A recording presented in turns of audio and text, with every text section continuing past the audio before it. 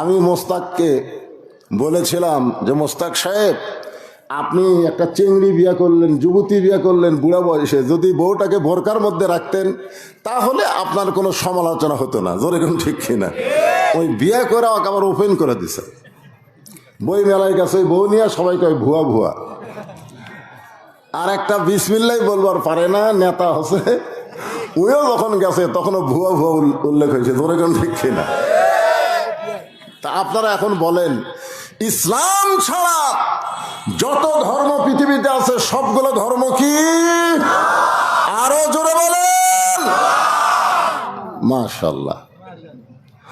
এই ধর্মের মধ্যে আমরা জন্ম নিয়েছি, আমাদের মতন ভাগ্যবানকে আমরা একটা আল্লাহ পেয়েছি। জোরে কোন কি পাইছি? যে আল্লাহর প্রশংসা করলে আল্লাহ এত খুশি হয়, আসমান এবং জমিনের ফাঁকা জায়গাটা আল্লাহ নেকি দিয়ে পরিপূর্ণ করে দেয়। এই যে সুবহানাল্লাহ বললেন, কি চালাক আপনারা জানেন? এই সুবহানাল্লাহ বলার কারণে আপনি বসে আছেন দীঘার মাহফিলে, আর আপনার নামে আল্লাহ একটা গাছ লাগালো জান্নাতের বাগানে। যতবার সুবহানাল্লাহ বলবেন ততবারই একটা করে গাছ লাগবে। কি গাছ? ইউক্যালিপটাসের গাছ, মেহগনি।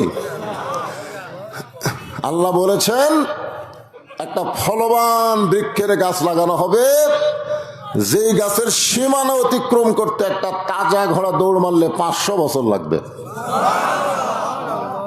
এখন বলেন তো বেহেশত কত বড়?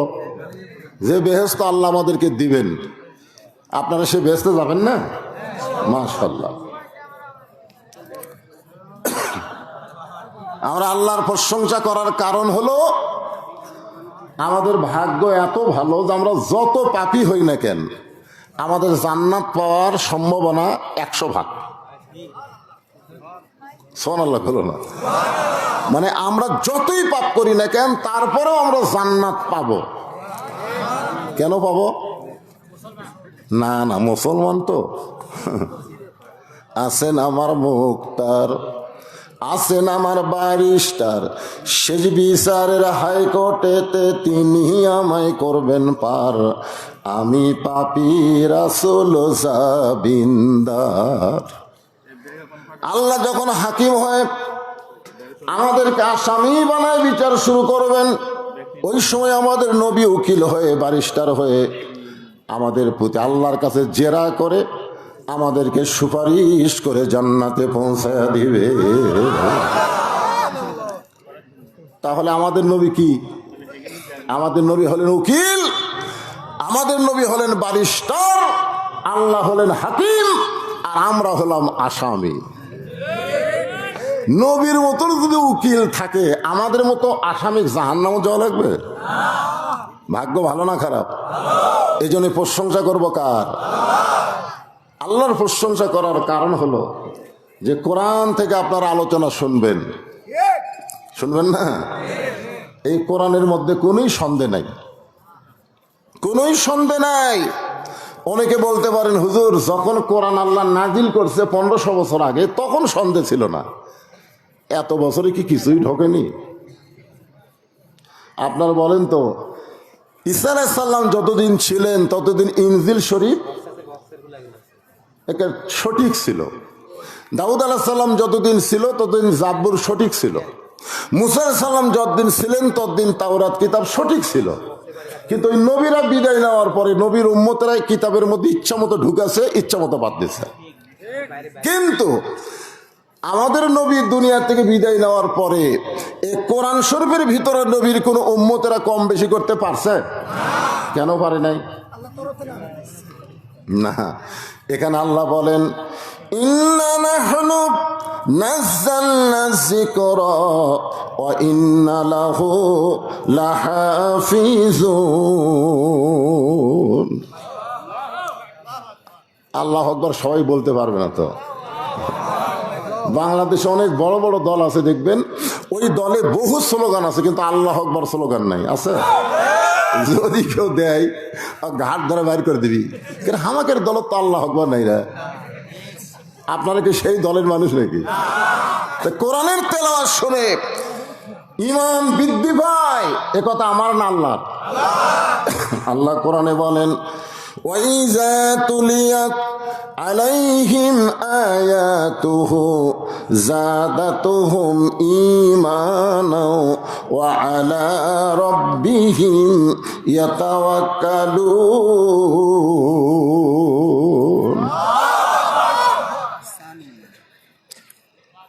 এবার বোঝা গেল আলহামদুলিল্লাহ। সেই কোরআন শরীফ থেকে আমি একটা আয়াত আপনাদের সামনে আজকে আলোচনা করব গোরস্থান সম্পর্কে। গোরস্থান, আপনাদের দোয়ায় আল্লাহ আমাকে দুটা গোরস্থান দেখার তৌফিক দিছে। একটা হলো জান্নাতুল মাওয়া, কাবা শরীফের পাশে, আর একটা হলো জান্নাতুল বাকি, মসজিদে নববীর পাশে। একটা কবরের নাম হলো জান্নাতুল মাওয়া, জরেকার নাম কি? যেই কবরে রাসূলের বড় বিবি খাদিজাতুল কুবরা শুয়ে আছেন। আর জান্নাতুল বাকির মধ্যে নবীর অনেক বিবি শুয়ে আছে, কিন্তু জান্নাতুল বাকি পরিচিতি লাভ করেছে নবীর মেয়ে ফাতেমার কারণে। এই যে আপনাদের কেন্দ্রীয় গোরস্থান, এই গোরস্থানের অবশ্য নাম নাই, খালি কেন্দ্রীয় গোরস্থান। হ্যাঁ, গোরস্থানের কোন নাম দেয়নি। কি? হ্যাঁ, যাই হোক, জান্নাত টান্নাত নাই। আল্লাহ রাসূল মক্কা থেকে মদিনায় হিজরত করেছিলেন, আপনারা জানেন? জানেন না? মক্কার কাফেরেরা যখন নবীকে অত্যাচার কঠিন শুরু করে দিল, নবীও যখন বিরক্ত হলো, বিরক্ত বোঝেন, যে যাদেরকে কলমার দাওয়াত দেয় তাদেরকে ওরা আবার পিটাই মারে। 13 বছর ধরে দাওয়াতের বিনিময়ে মাত্র 320 জন মুসলমান। আল্লাহ নবী বললেন, আল্লাহ এইভাবে দাওয়াতের কাজ করলে তো মানুষ ঈমান গ্রহণ করতেছে না। যেরকম আগের বাংলাদেশে আমরা ওয়াজ করতেছি, কোনো মানুষই ভালো হচ্ছে না। জোরে কোন কথা ঠিক কিনা? ভালো হচ্ছে তো? নবী মক্কা এরকম ওয়াজ করে, কিন্তু ভালো হয় না, ওই বেঁকা বেঁকাই থাকে। আল্লাহ বললেন, ঠিক আছে, অতি অল্প সময়ের মধ্যে বেশি মানুষকে মুসলমান যদি করতে চান, তাহলে আপনি মক্কা থেকে মদিনায় যান। মক্কা থেকে কোথায় যান? মদিনায় যান। গভীর রাত্রে আমাদের নবী মক্কা থেকে মদিনায় হিজরত করলেন। এই হিজরত করার 8 বছর পর, জোরে কোন কয় বছর? 8 বছর পরে নবী 10,000 সাহাবী নিয়ে মক্কা বিজয় করলেন। আপনারা বলেন তো, 13 বছরে মক্কায় কয়জন মুসলমান? 320 জন। আর 8 বছরে মদিনায় 10,000কে নিয়ে মক্কা বিজয়। এখন আপনাদের কাছে আমার প্রশ্ন হলো যে মক্কার ইসলাম আর মদিনার ইসলাম দুইটা কি এক? কোন তো তফাৎ কি? বর্তমানে বাংলাদেশে যে ইসলাম চলতেছে এটা হলো মক্কার ইসলাম। জোরে কোন কিসের ইসলাম? মক্কার ইসলাম।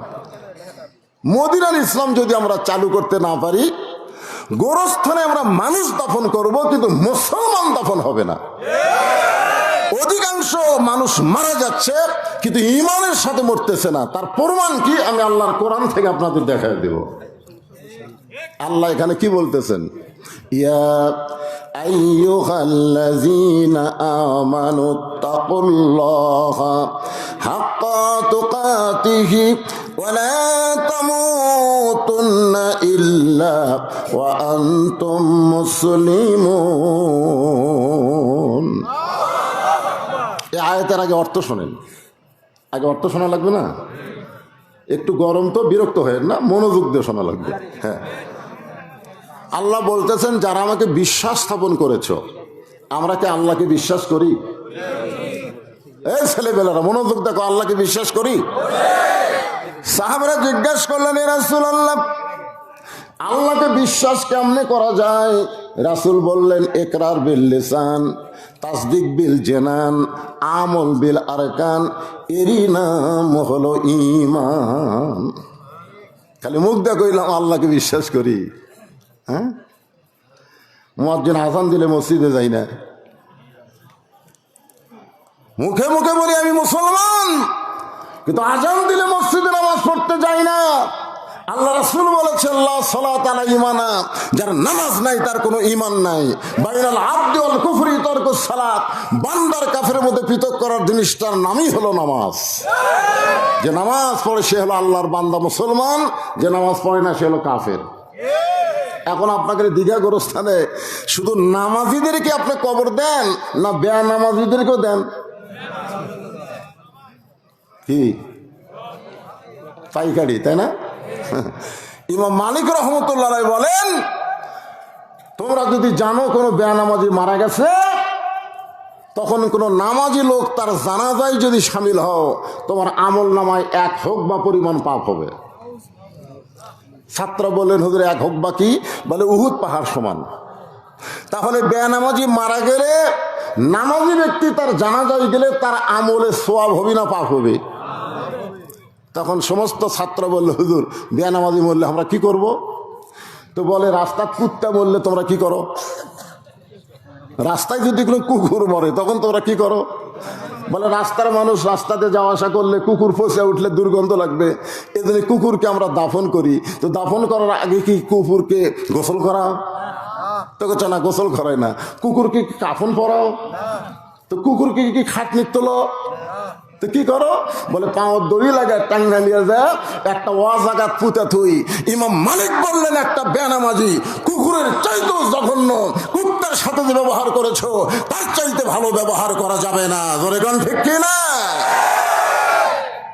আজকে গোরস্থানে মুসলমান, 2টা গোরস্থান আপনাদের দোয়ায় আমি নিজের চোখে দেখছি। একটা হলো জান্নাতুল মাওয়া, একটা হলো জান্নাতুল বাকি। মক্কা বিজয়ের পরে আল্লাহর নবী কাবা ঘরের দিকে তাকায় আছে, এমন সময় হযরত ওমর মক্কা বিজয়ের আনন্দ মিছিল করার জন্যে, যেই মক্কা থেকে গভীর রাত্রে নবী হিজরত করেছেন, সেই মক্কা আল্লাহ মুসলমানকে দিলেন। এর জন্য বিজয়ের একটা মিছিল করবেন। হযরত ওমর বিজয়ের মিছিল করবে। যেরকম কিসের মিছিল? আমাদের বাংলাদেশে বিজয়ের মিছিল আছে না নাই? 71 সালে যুদ্ধ আছে, এখনো 16ই ডিসেম্বর আসলে হায় হায় সেই রকম গান বাজায়। যারা মুক্তিযুদ্ধ করে শহীদ হয়েছে ওরকম যদি আল্লাহ 10 দিনের জন্য ফেরত দিত, এই যারা গান বাজাচ্ছে এই শালাকর্ক মারা যেত। যেরকম কথা ঠিক কিনা? এরাই হলো বাংলার সবচাইতে বড় রাজাকার। বিজয় দিবসে যারা হিন্দি গান বাজায়, এরাই তো রাজাকার।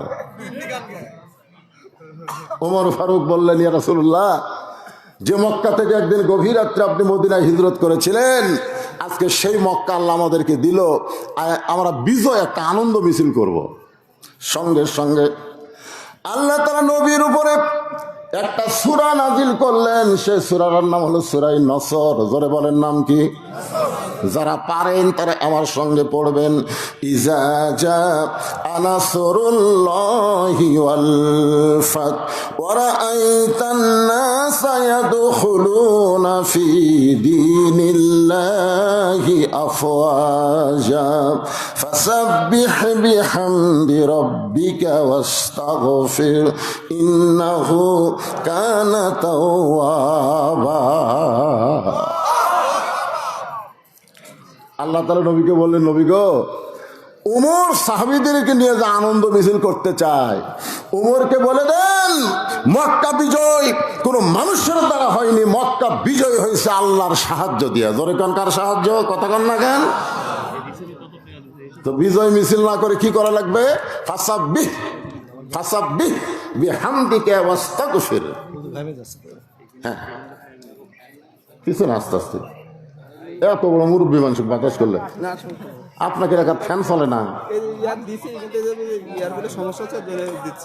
আশ্চর্য কথা রে বা। তাহলে এই মাইক যদি এলাকা তারও আমার মাহফিল আছে, তারাও যদি নেয় আর এরকম ফ্যান যদি না দেয়, তাহলে এই মাইকের বিরুদ্ধে আমাকে বলা লাগবে।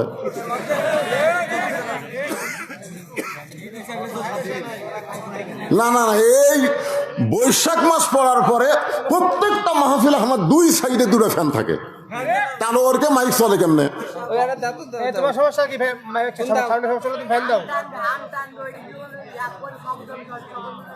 তোর মাইক একলাই চলে নাকি রে? তুই তো 2 দিনকার চ্যাংড়া রে। আমার ওয়াজের বয়স হলো 39 বছর। 39 বছর হয়ে ওয়াজ করি। আচ্ছা ঠিক আছে, লাগবে না। ও যখন বলতেছে আপনিও ফাঁকা হেঁকান না, দরকার নাই, আজ ঘামাই ওয়াজ হবি, কি অসুবিধা? এই ঠিক আছে ঠিক আছে, তোর লাগবে না, তোর মাইক দুর্বল।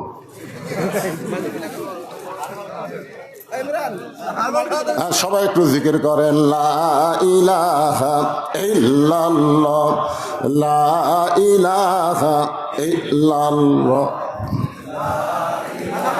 আল্লাহর জিকির করতে শরম আছে? হ্যাঁ, জবান খুলে লা ইলাহা ইল্লাল্লাহ। আল্লাহর নবী বলেন, কোন ব্যক্তি সারা জীবন যদি পাপ করে, সারা জীবন যদি পাপ করে আর মৃত্যুর সময় এ লা ইলাহা ইল্লাল্লাহ জিকির করতে করতে যদি মারা যায়, শুধুমাত্র জিকির তার মুখে জারি রাখার কারণে আল্লাহ তার জীবনের তামাম গুনাহ মাফ করে দেয়। হাঁকার লাগবে না বাবা, হাঁকার লাগবে না। আমার খুব শরম লাগে, একজন মানুষ আমাকে পাকা হাঁকাবে, আমি এমন কি হচ্ছি রে? দেখি গাও ঘামুক, অসুবিধা নেই। তাহলে এই জিকিরের গুরুত্ব বুঝলেন? সারা জীবন আপনি পাপ করছেন, কিন্তু মরার সময় এই কলেমার জিকির করতে করতে আপনি মারা গেছেন। আল্লাহ রাসূল বলতেছেন, শুধুমাত্র জিকির করার কারণে আল্লাহ তার জীবনের সব গুনাহ মাফ করে দেয়।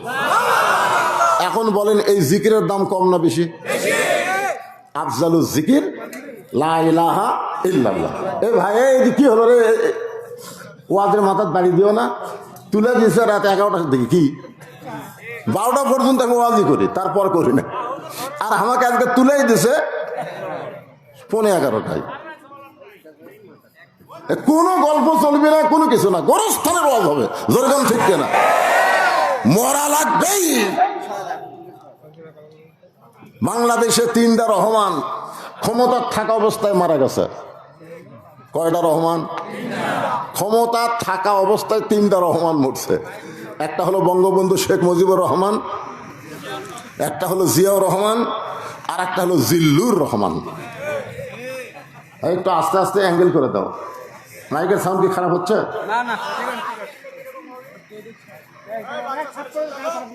ঠিক আছে, ছোট মানুষ তো। আচ্ছা এই থাক, আর কিছু করা লাগবে না। এটা আসতেছে না? আসতেছি তো না, আপনি কি রক্ত নেই? এটা একটা কথা বললেন যে আপনার প্রয়োজন আছে। না না, সরাসরি না দেয়, একটু অ্যাঙ্গেল করে। হ্যাঁ,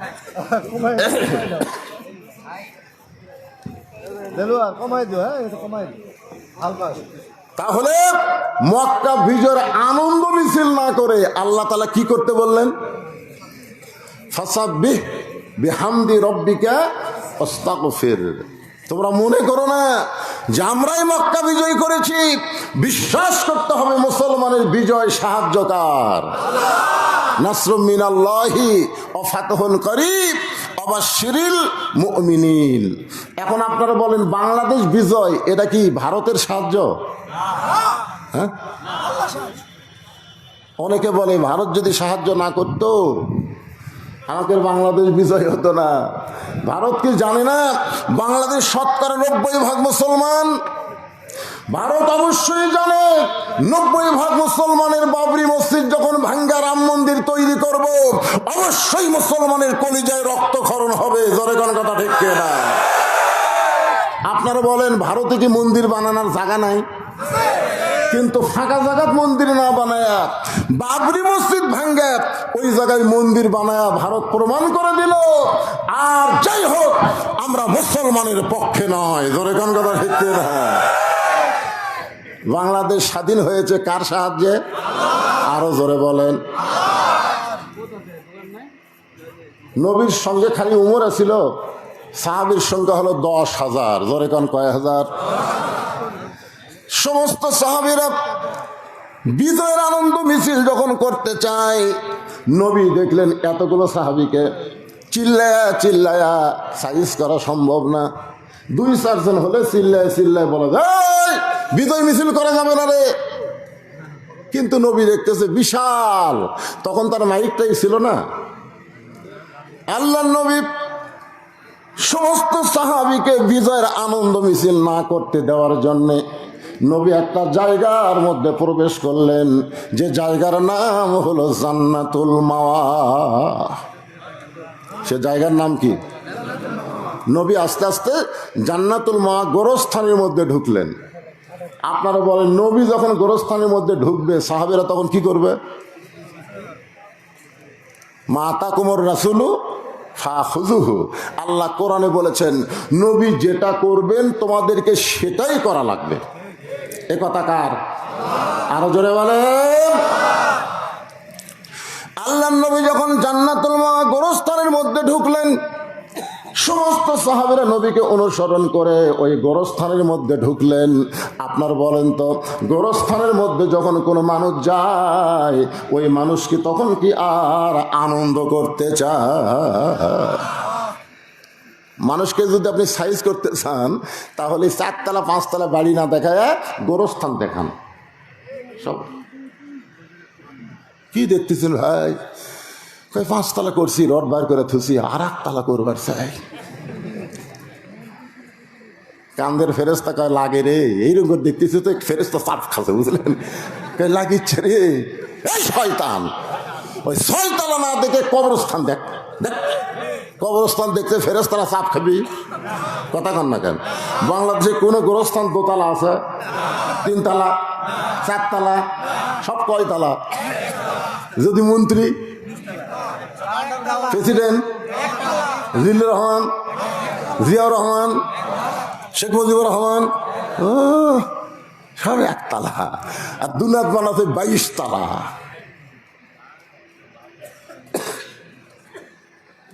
সমস্ত সাহাবীরা নবীকে অনুসরণ করলেন। আল্লাহর নবী জান্নাতুল মাওয়া গোরস্থানের মধ্যে একটা কবরের পাশে দাঁড়িয়ে ছোট বাচ্চার মতন কান্না শুরু করে দিলেন। সাহাবীরা বললেন, এ রাসূলুল্লাহ, অনেক কবর জান্নাতুল মাওয়ায়, কিন্তু এই কবরের পাশে দাঁড়ায়া আপনি এমন করে কাঁদতেছেন। আল্লাহ রাসূল বললেন, সাহাবীরা রে, এই কবরের মধ্যে যিনি শায়িত আছে তিনি হলেন আমার দরদের বিবি খাদিজা। সমস্ত সাহাবীরা মুখ চাওয়াচাই করতেছে, কারণ নবী যখন হিজরত করেছেন তারা আগে খাদিজা মারা গেছে। তখন নবীর সাহাবীর সংখ্যা ছিল 300 জন। জোরে কোন কয়জন? আর যখন মক্কা বিজয় হচ্ছে তখন নবীর সাথে আছে কতজন? তাহলে 300 জন মাইনাস করলে কত হয়? 9700 জন সাহাবী খাদিজা সম্পর্কে জানে যে নবীর একটা বড় বউ ছিল, তার নাম খাদিজা, কিন্তু খাদিজারে কেউ বোঝেও না, চিনেও না। 9700 জন সাহাবী বললেন, ইয়া রাসূলুল্লাহ, আপনার দরদের বিবি খাদিজা সম্পর্কে আমরা শুনেছি, কিন্তু খাদিজা সম্পর্কে তো আমরা জানি না। হুজুর, যদি আমাদের একটু জানাতেন। আল্লাহ রাসূল বলে, সাহাবীরা রে, আমার খাদিজার সম্পর্কে যদি জানতে চাও তাহলে শুনে নাও, খাদিজার জীবনের সবচাইতে গুরুত্বপূর্ণ আমল হলো কবরকে স্মরণ করা। কবরকে ভয় করা না, কবরকে কি করা? স্মরণ করা। আজকে আমাদের বাংলাদেশের নেতা বলেন, হুজুর বলেন, বক্তা বলেন, মাস্তান বলেন, বীর বলেন, কবরকে যদি স্মরণ করত ওই মানুষের দ্বারা কোনো খারাপ কাজ হতো না। জোরে কোন কথা ঠিক কি না? ওপর দিকে ছায়া হাঁটে, আমার জিনিস কি হচ্ছে রে? 4বার পাতলা পায়খানা হলে কি কন? আমার জিনিস, আমি কার দল করি? এই তুই জানিস আমার দল ক্ষমতাত আছে? আপনারা বলেন, কেউ যদি বলে আমার দল ক্ষমতাত আছে, বুঝবেন সে মুশরিক হয়ে গেছে। কারণ কোন দল ক্ষমতায় নাই, ক্ষমতায় আমার আল্লাহ আছে। জোরে কোন কথা ঠিক কি না? সেরেক সেরেক। কেউ যদি বলে আমার দল ক্ষমতায় আছে, এই বিশ্বাস নিয়ে যদি মরে যায়, আপনি যতই কবর জিয়ারত করেন জান্নাতে যাবে না, কারণ ওই কাফের হয়ে মারা গেছে। জোরে কোন কথা ঠিক কি না? আল্লাহ কোরআনে বলেন, তাবারাকাল্লাযী বিয়াদিহিল মুলকু ওয়া হুয়া আলা কুল্লি শাইইন কাদির। গোটা পৃথিবীর রাজত্ব কর্তৃত্ব মালিকানা কার হাতে? সমস্ত ক্ষমতার মালিককে। সাহাবারা জিজ্ঞাসা করলেন, হে রাসূলুল্লাহ, মা খাদিজা কবরকে কেমন স্মরণ করত? আপনি যদি আমাদের বলতেন তাহলে আমরাও কবরকে স্মরণ করব। আজকে যারা এখানে বসেছেন, কবরকে স্মরণ করার দরকার আছে না নাই? মরণ কখন হবে? এই কখন হবে জানেন? একটা জিনিস আমাকে না জানা, সেটা হলো মৃত্যু। কখন হবে আমরা কেউ জানি না। এখানে যত লোক আমরা বসে আছি, আমরা বাড়ির থেকে আইছি, আবার বাড়িতে ফেরত যাবার পারবো তার গ্যারান্টি আছে? একটা লোক দাঁড়িয়ে বলেন, হুজুর আমার বাড়ি খুবই কাছে, তো এই যে আমার বাড়ি হুজুর, আমি বাড়ি যাবই, একটা লোক বলেন।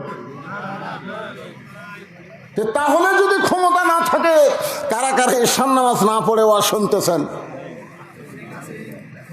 যারা যারা ঈশান নামাজ না পড়ে ওয়াজ শুনতেছেন, আপনি কি জানেন যে আরো 20 বছর বাঁচবেন? তাহলে ফজরের আগে যদি আপনার মৃত্যু হয়, দুনিয়ার কত মুসলমান জানাজা করলে আপনি বেহেশত পাবেন? এই জন্য মনোযোগটা শুনবেন। সাহাবারা বললেন, হে রাসূলুল্লাহ, মা খাদিজা কবরকে কেমন স্মরণ করত?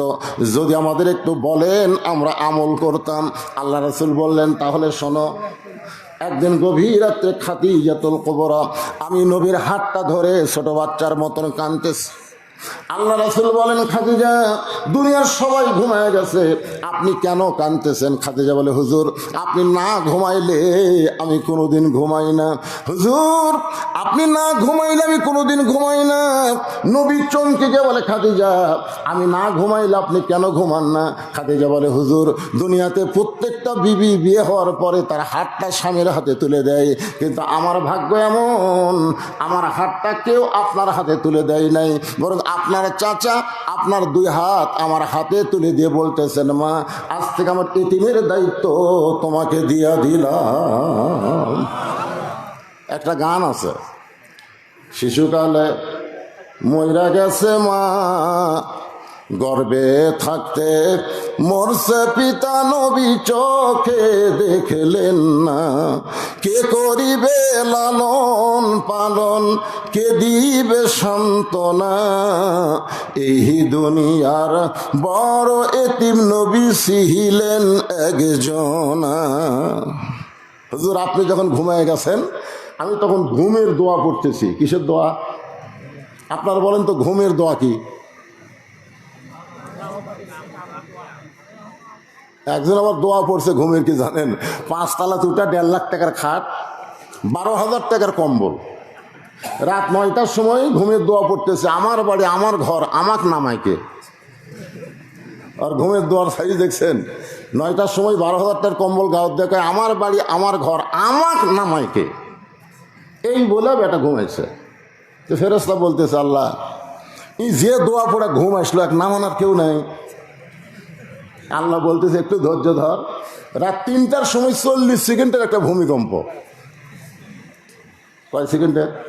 তাহলে 2বার বিল্ডিং ওই এত ফোর্সে নামছে, কম্বলের মধ্যে লুঙ্গি খুলে আছে, ওটাও পড়ার টাইম পাইনি। আল্লাহ বলতেছে, ফেরেশতা বলতেছে, আল্লাহ নামাইলা, তাই বলে ন্যাংটা করে নামাইলা। অহংকার করেন না, যে কোনো মুহূর্তে আল্লাহ নামাতে পারে, 1 সেকেন্ড সময় লাগবে না। তোর এখান কথা ঠিক না?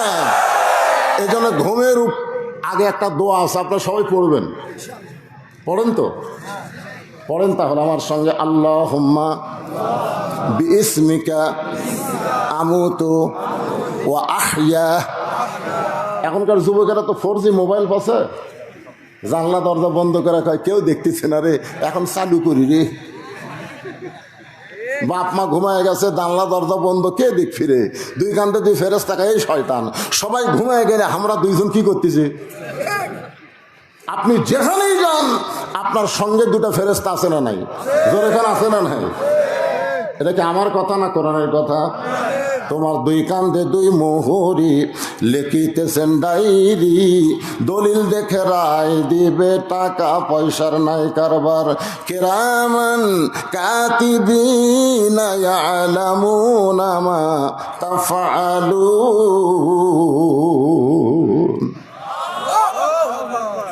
পীর সাহেব তিনজন মুরিদকে বলছে, তিনটা মুরগি হাতে দিয়া। কয়টা মুরগি? যে এমন জায়গায় জব করবি কেউ জান না দেখে। তো একজন যায় চারদিকে সালুবালু ফেলে দেয়, কেউ নেই, মেরে দিছে। আর একজন একে খেড়ের পালার কাছে যায়, দেখতেছে এই জায়গায় দেখার মতন কেউ নেই, ওটি জব করছে। আর একজন মুরগি জব করতে পারেনি, মুরগি নিয়ে হুজুরের কাছে হাজির। কে রে, এরা দুইজন জব করলো, তুই করলি না কেন? আমি যেটি যাই সেটি দেখে।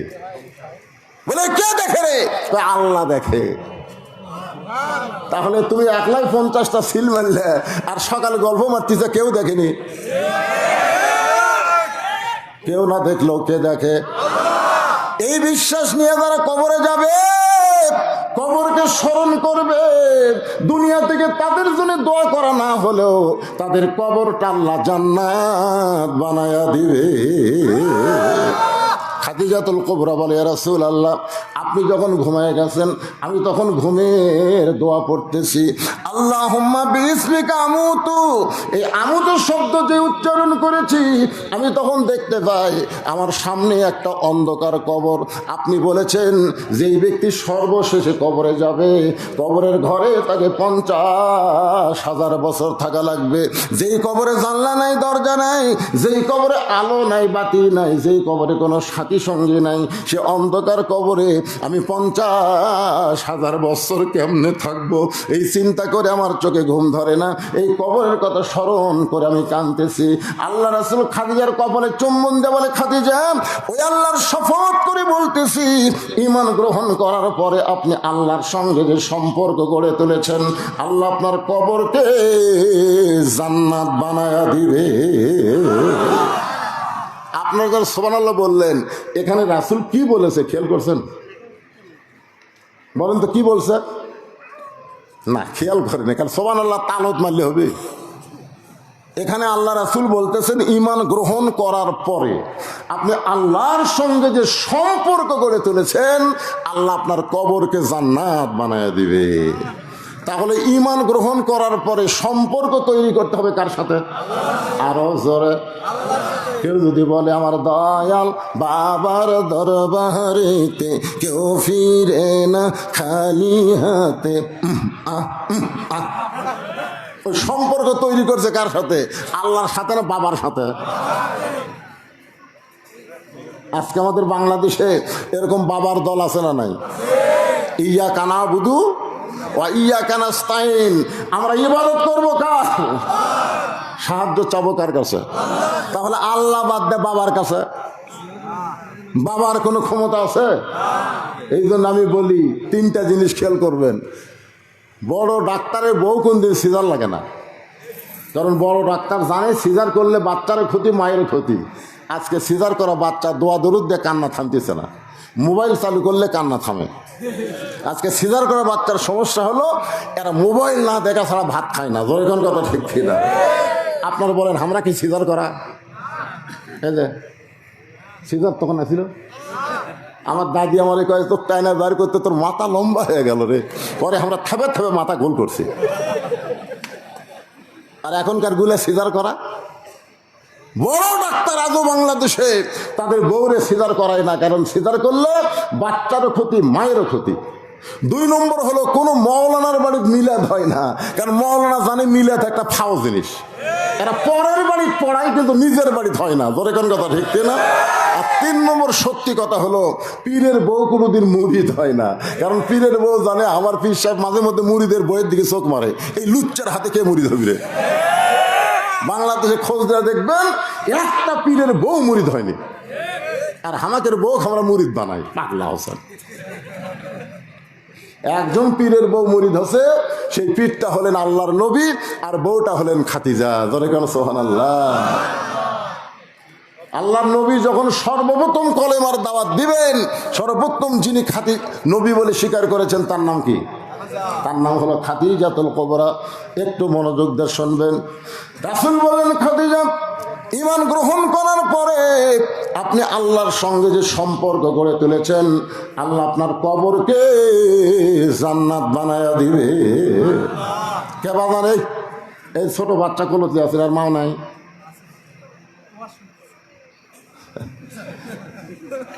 এখনকার মায়েরা বাচ্চা নিবে চায় না তো। মা গেছে মার্কেটে বাপের কাছে বাচ্চা দিয়ে। হ্যাঁ শুনে আচ্ছা আচ্ছা ঠিক, উনি যারা ডিস্টার্ব করে সামনে কাতারে বলছেন তো। আচ্ছা ঠিক আছে ঠিক আছে। বাবা আনন্দে মাতিয়া সাগরে ভাসাইয়া সেই যে চইলা যায় খবর লয় না, মাজন ধরিয়া উদরে কত কষ্ট করে, 10 মাস পরে পাই প্রসবের বেদনা, এমন দরদি ভবে কেউ হবে না আমার মা গো। বাবা যতই চেষ্টা করুক সন্তান যদি কান্দে থামাবার পারবে না, পারবে? কিন্তু মা আহা, একটু মনোযোগ দিয়ে শুনবেন। খাদিজা বলতেছে রাসূলুল্লাহ, আল্লাহ আমার কবরকে জান্নাত বানায় দিবে আমার বিশ্বাস হয়, কিন্তু আপনার কাছে যদি কিছু চাই আপনি কি আমার দিবেন না? রাসূল 3 বার বললেন নাউজুবিল্লাহ। কয়বার? কি বলছে খাদিজা? যদি আপনার কাছে আমি কিছু চাই আপনি কি আমার দিবেন না? সঙ্গে সঙ্গে রাসূল বললেন নাউজুবিল্লাহ নাউজুবিল্লাহ নাউজুবিল্লাহ। খাদিজা বলে রাসূলুল্লাহ আপনার কাছে কিছু চাই, এ কথা শোনার সঙ্গে সঙ্গে 3 বার নাউজুবিল্লাহ বললেন। রাসূল বলে খাদিজা কেবলমাত্র আল্লাহ ছাড়া কোনো নবীর কাছেও চাওয়া চলবে না। এর নাম কি? কথা বলেন। 11 সালে রাসূলের রওজার পাশে প্রথম আমি কেবল হাত তুলছি।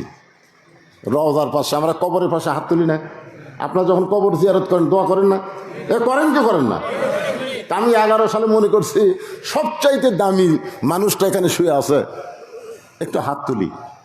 যেই তুলছি ভাই, মদিনার পুলিশ দৌড়ে এসে আমার হাতের উপর লাঠি এরকম ঠাইছিতে বলে মন্ন কুল্লু হারাম মন্ন।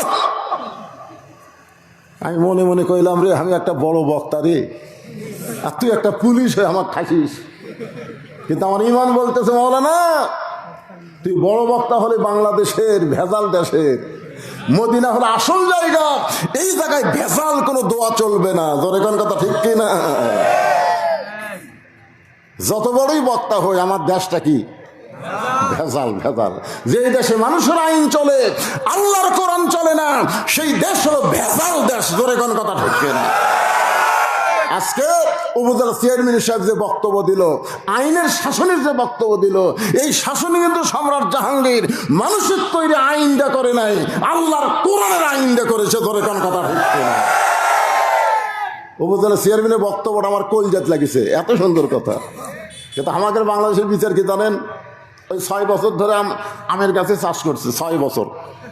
জ্যৈষ্ঠ মাসে দেখতে গেছে আম পাকছে কিনা, যা দেখে ছোট এক বাচ্চা গাছের ডালে বসে আম পাড়তেছে। বাগানের মালিক বলে আমি খাইনি, পরিবারে কেউ খাইনি, তুই আমার কাছে আম পাড়তেছিস, তোর বাপকে বিচার দেবো রে, এই তোর বাপক বিচার দেবো। ছেলে খালি মুসকে মুসকে হাসে। বাগানের মালিক বলে হাসিস কেন? বলে হাসার কারণ হলো আমার বাপকে কোথায় খুঁজবেন, আমার বাবাও আর এক গাছে চড়ছে। টাকা দেখে ওর বাপ খালি আম পাড়ে আর বস্তা ভরায়, গাছের নিচে বসে কান্দের বলে আল্লাহ বিচার দেবো কার কাছে, বেটা ওসর বাপ ওসর। আজকে আমাদের বাংলাদেশের বিচারের অবস্থা তাই হয়ে গেছে, বিচার দেবেন কার কাছে? চোর চোর আসলে বসে আছে। ধরে কার কথা ঠিক, বিচার দেওয়ার জায়গা নেই। মুরগি চোরাক মেম্বরের কাছে নিয়ে যাবেন, মুরগি চোরা হাসতে থেকে হাসিস কে? মেম্বর তো চাউল চুরি করছে। এত চেয়ারম্যানের কাছে নিয়ে যাবো, মেম্বার করছে মনে মন, চেয়ারম্যান করছে টনে টন। ন্যায় বিচার হবে একমাত্র আল্লাহর কোরআন দিয়া। ধরে কোন কথা ঠিক করে একটু মনোযোগ দিয়ে শোনেন। খাদিজা বলে রাসূলুল্লাহ আপনার কাছে আমি যা চাবো তা যদি আল্লাহ দিবার না পারে তাহলে আল্লাহর কাছে কেমনে চাবো? নবী চমকে উঠছে। নবী বললেন খাদিজা আমার কাছে যা চাবা তা আল্লাহ দিবার পারবি না? খাদিজা বলে হুজুর মনে করেন আপনার সাথে আমার বিয়া হয়নি, আমি গভীর রাত্রে আল্লাহকে বলতেছি আল্লাহ আমার পেটে তো একটা বাচ্চা দাও, আমি মা হবার চাই। আপনি বলেন তো আল্লাহ কি আমার পেটে বাচ্চা দিবি? রাসূল বলতেছে আল্লাহ দিবার পারলেও দিবি না। কি জন্য দিবি না? বাংলাদেশে 14 ফেব্রুয়ারি পালন হবে, বিয়া ছাড়া পেটত বাচ্চা হবে। তোর এখন কথা ঠিক কি না? ওই মেয়ে মানুষের যদি ধরা হয় কার তোর পেটত বাচ্চাকে আল্লাহ দিছে। এই জন্য আল্লাহ দিবার পারলেও দিবে না। একজনকে আল্লাহ দিছিল, তার নাম হলো মরিয়ম। মরিয়মকে বাচ্চা দেওয়ার পরে জাকারিয়া নবীরা পিটন খাসে ভাই। তোর এখন কথা ঠিক কি না? সমস্ত লোক সন্দেহ করে জাকারিয়া তোক দিয়ে কাম হলো। মরিয়মের বিয়ে হয়নি, পেটের মধ্যে বাচ্চা কেমনে এলো? জাকারিয়া কান্দের আল্লাহ কাম করলে তুমি আর পিটুন খাই আমি। আল্লাহ কয় জাকারিয়া আদমকে আমি বাপ মা ছাড়া তৈরি করেছি, ঈসাকে আমি বাপ ছাড়া দুনিয়াতে পাঠাইছি। কিয়ামত পর্যন্ত এই ধারা বন্ধ হয়ে গেল, আর স্বামী ছাড়া কারো সন্তান পেটে আসবে।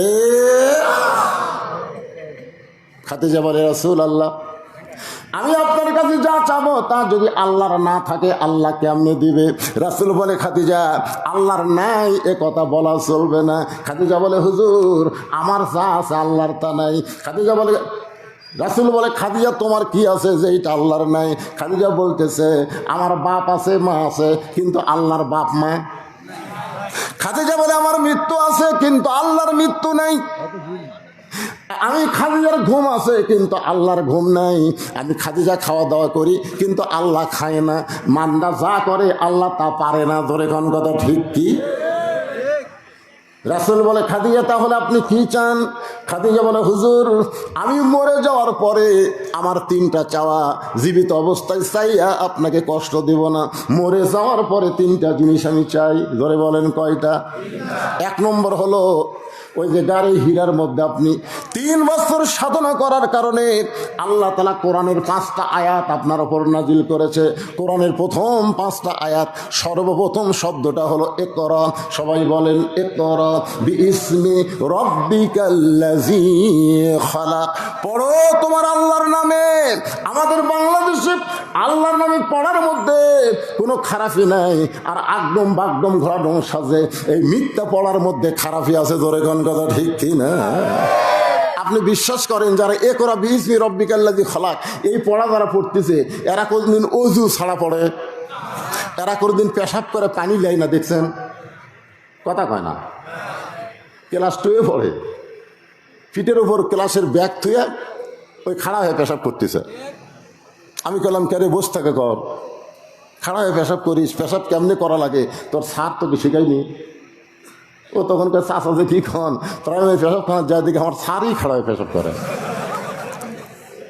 স্যার খাড়া হয়ে পেশাব করে, তার ছাত্র তো খাড়া হয়ে পেশাব করবেই।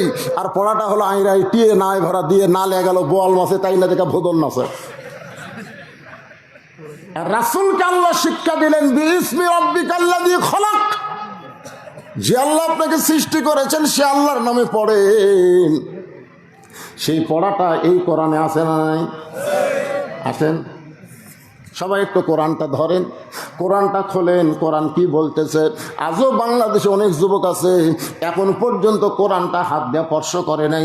ইমাম গাজ্জালি বলেছেন কাবা ঘরকে 1 কোটি বার চুমা খাইলে আল্লাহ তোমাকে যে সওয়াব দিবে তার চাইতে বেশি সওয়াব তুমি পাবে এই কোরআনকে পবিত্র অবস্থায় ধরে। কোরআনকে যদি 1টা বার চুমা খাও কাবা শরীফ চুমা খাওয়ার চাইতে 1 কোটি গুণ বেশি সওয়াব আল্লাহ তোমাকে দান করবে। তাহলে এই কোরআন আমাদের ধরার দরকার আছে না নাই?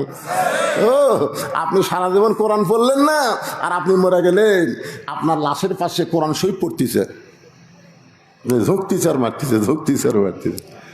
1 খতম কোরআন হয়ে গেলে দোয়া করতেছে আল্লাহ আমরা যে কোরআন শরীফ পড়লাম আল্লাহ এর যা সওয়াব হয় সব এই মাহিয়াতকে দাও। 2 কান্দে 2 ফেরেশতাকে আল্লাহ এই শয়তান কি কয়? আল্লাহ নবী কইছে যে ব্যক্তি কোরআন পড়বে প্রতি অক্ষরে তাকে 10টা করে নেকি দেওয়া হবে। আলিফ 10, লাম 10, মিম 10, পড়াও সারা নেকি দেওয়াও সারা। ওই যে কোরআন পড়া নেকি তোর আমল নামাজ লেখা হয়ে গেছে, ওই যে আবার চালান দিচ্ছে যা পড়ছে আল্লাহ সবক দেও, তুই একই সব কয়বার। আল্লাহ কয় ফেরেশতা তোরা সাক্ষী থাক, কোরআন কোনো মরা মানুষের জন্য নয়, কোরআন হলো জীবিত মানুষের হেদায়েতের খোরাক। জোরে কর কথা ঠিক কি না? সারা জীবন কোরআনের বিরুদ্ধে চারণ শাসন করছে, কোরআনের হক কথা বললে কোরআনের মাহফিল বন্ধ করে দেয়, আর উই মরে গেছে ওর লাশের মাঝে কোরআন পড়া ও জান্নাত থুয়ে আসবা, এটা মামা বাড়ির কথা, ধরে কোন কথা ঠিক না? আল্লাহর কোরআনকে যদি আপনি নিজে ধরেন, নিজে পড়েন, কবরস্থানে যান, আপনার কবরকে আল্লাহ জান্নাতের টুকরা বানায় দিবে। হ্যাঁ, কোরআনের খতম মারতে আমাকে কতগুলো মৌলবিও হচ্ছে, বুঝলেন? যাই বলে আই রে সেই দিকে যাই রে, বুঝা শোনা নাই রে। আমার এলাকার এক মুরব্বী দাদা ছিল, মানুষ মরলে কয় আলহামদুলিল্লাহ, মরলে আলহামদুলিল্লাহ। তা আমি কইলাম, দাদা মরলে ইন্নালিল্লাহ কওয়া লাগে। কয় তুই ছোট মৌলবি, তুই বুঝিস না। আর 2 মাস হলে মানুষ মরেনি রে, আমারও খাওয়া নাই। আজকে মরিছে কমপক্ষে 3টা দাওয়াত পাবো, ধর এখন কয়টা। এই জন্য ওরা কয় মরলে আলহামদুলিল্লাহ, মরে না কে রে, মরে না কে। আপনার মানুষ মরলে কি আলহামদুলিল্লাহ কল না ইন্নালিল্লাহ কল? একটু মনোযোগ দিয়ে শোনেন। খাদিজা বলে, হুজুর প্রথম কোরআনের 5টা আয়াত আপনার উপর আল্লাহ নাজিল করলো। আপনি গাড়ে হীরা থেকে আসার পরে পরনে যে জুব্বাটা ছিল, ওই জুব্বা আর আপনি কোনোদিন পরেন নাই, ওই জুব্বাটা যত্ন করে আপনি রাইখা দিয়েছেন। হুজুর আমি খাদিজা যখন মরে যাব, ওই জুব্বাটা আমার কাফনের কাপড় হিসাবে দিয়া দিবে। আমার 2 নম্বর চাওয়া হলো, আমি মরে যাওয়ার পর আমার দেহটা আপনি নিজের হাত দিয়া কবরের ঘরে নামায় দিবেন। আমার 3 নম্বর চাওয়া হলো, কবরে মাটি দেওয়ার পরে সবাই যখন চলে আসবে, এমন সময় 2টা ফেরেশতা কবরের মধ্যে ঢুকবে। কবরে মাটি দেওয়ার পরে সবাই যখন চলে যাবে, এমন সময় 2টা ফেরেশতা কবরের মধ্যে ঢুকবে। আপনারা বলেন তো ফেরেশতা 2 জনের নাম কি? এলা জানি না নাকি রে? গোরস্থানের ওয়াজ শুনবেন আর এইগুলো মুখস্থ নাই, তার মানে আব্দুল আলিম বহু বছর আগে একটা গান গাইছে, ফেরেশতা আসিয়া যখন জিজ্ঞাসা করিবে, দিন কি তোমার মাবুদ কেবা, তখন কি বলিবে? সবাই বলেন, আল্লাহ বিনে নাই রে মাবুদ, আল্লাহ বিনে নাই রে মাবুদ। জবানে তাই বলো রে বলো, মুখে আল্লাহ রাসূল সবে বলো। মুনকির নাকির ফেরেশতা আসিয়া যখন বসায় 3টা প্রশ্ন করবে, খাদিজা বলে, রাসূলুল্লাহ ওই 3টা প্রশ্নের উত্তর দেওয়ার যোগ্যতা আমার নাই, আমার পক্ষ থেকে আপনি একটু উত্তর দিয়ে দেবেন। এই 3টা চাওয়া যদি আপনার আমার পুরা করেন, আর কবরকে নিয়ে আমি কোনোদিন কান্নাকাটি করব না। সঙ্গে সঙ্গে নবী খাদিজার কপালে চুম্বন দিয়ে বলে, খাদিজা ওই আল্লাহর শপথ করে বলতেছি, আমার আগে যদি আপনার মৃত্যু হয়, আপনার 3টা চাওয়াই আমি পুরা করব ইনশাআল্লাহ। এখানে কিন্তু একটা কথা মারাত্মক। কে রে হুজুর, এই হুজুরে এত পরে ঘুর থেকে আসলো রে? এই শোনেন, এই যে কথাটা খেয়াল করা নেই বাজান, আল্লাহ রাসূল কিন্তু মারাত্মক একটা কথা বলেছে যে আমার আগে যদি আপনার মৃত্যু হয়। এই কথার দ্বারা নবী বুঝালেন কে কখন মরবে, এটা নবীও আর আমাদের মধ্যে কত নেতারা জানে। মাজা ধরে খাড়া করে দেয়, একলা একলা খাড়া হওয়ার পারে না। উই আবার কয় খেলা হবি, খেলা হবি।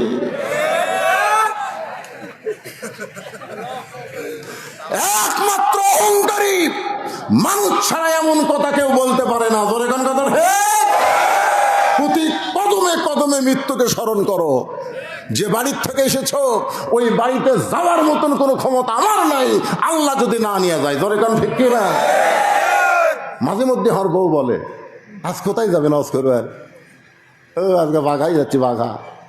দেখে শোনা ওয়াজ করবেন, দেখে শোনা ওয়াজ করবেন। তখন কি দেখবো রে? বলে পুলিশের গাড়ি আছে কিনা দেখবেন, র্যাবের গাড়ি আছে কিনা দেখবেন, বর্তমান সরকারের কোনো ক্যাডার আছে কিনা দেখবেন। এগুলো যদি থাকে তাহলে তেলটালা ওয়াজ করবেন, ধরবার যেন না পারে। আমি বইয়ের কপালে একটা চুমা খেলাম। বউ কয় চুমা খেলেন কেন? আমার কথা পছন্দ হয়েছিল না। চুমা খাওয়ার কারণে হলো তো হয়তো আর কোনোদিন চুমা খাওয়া যাবে না, এটাই আমার জীবনের শেষ চুমা। বউ কয় কেন? পুলিশ ধরলেও তো ছাড়বি, যেরকম আজকে মামুনুল হক ছাড়ে দিচ্ছে। আচ্ছা না হোক, ছাড়ে দিবি তো। তাহলে চিন্তা করেন, পুলিশ ধরলেও তো ছাড়বে? আমি বললাম, পাগলি তুই চিন্তা করিস পুলিশ ধরার, আর আমি চিন্তা করি আজরাইল ধরা। জোরে কোন কথা ঠিক কি?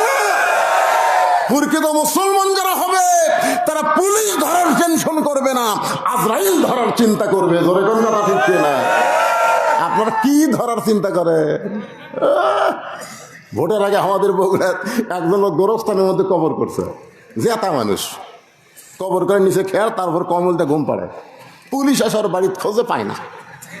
মাঝে মাঝে বউক মোবাইল করে, কেরে খবর কি? বলে সন্ধ্যা থেকে 3 বার পুলিশ আসছিল। তাই কোনো টেনশন নাই, এমন জায়গাতে আসি পুলিশের বাপও আসবে না। মানে মরার আগে কবরস্থানে যায় নিরাপদ আছে। ওই বুঝিছে আসলে কবরস্থান নিরাপদ ভাই। বর্তমান যে ধরাধরি চলছে, যে গোরস্থান থাকাই ভালো। জোরে কথা কন না গা।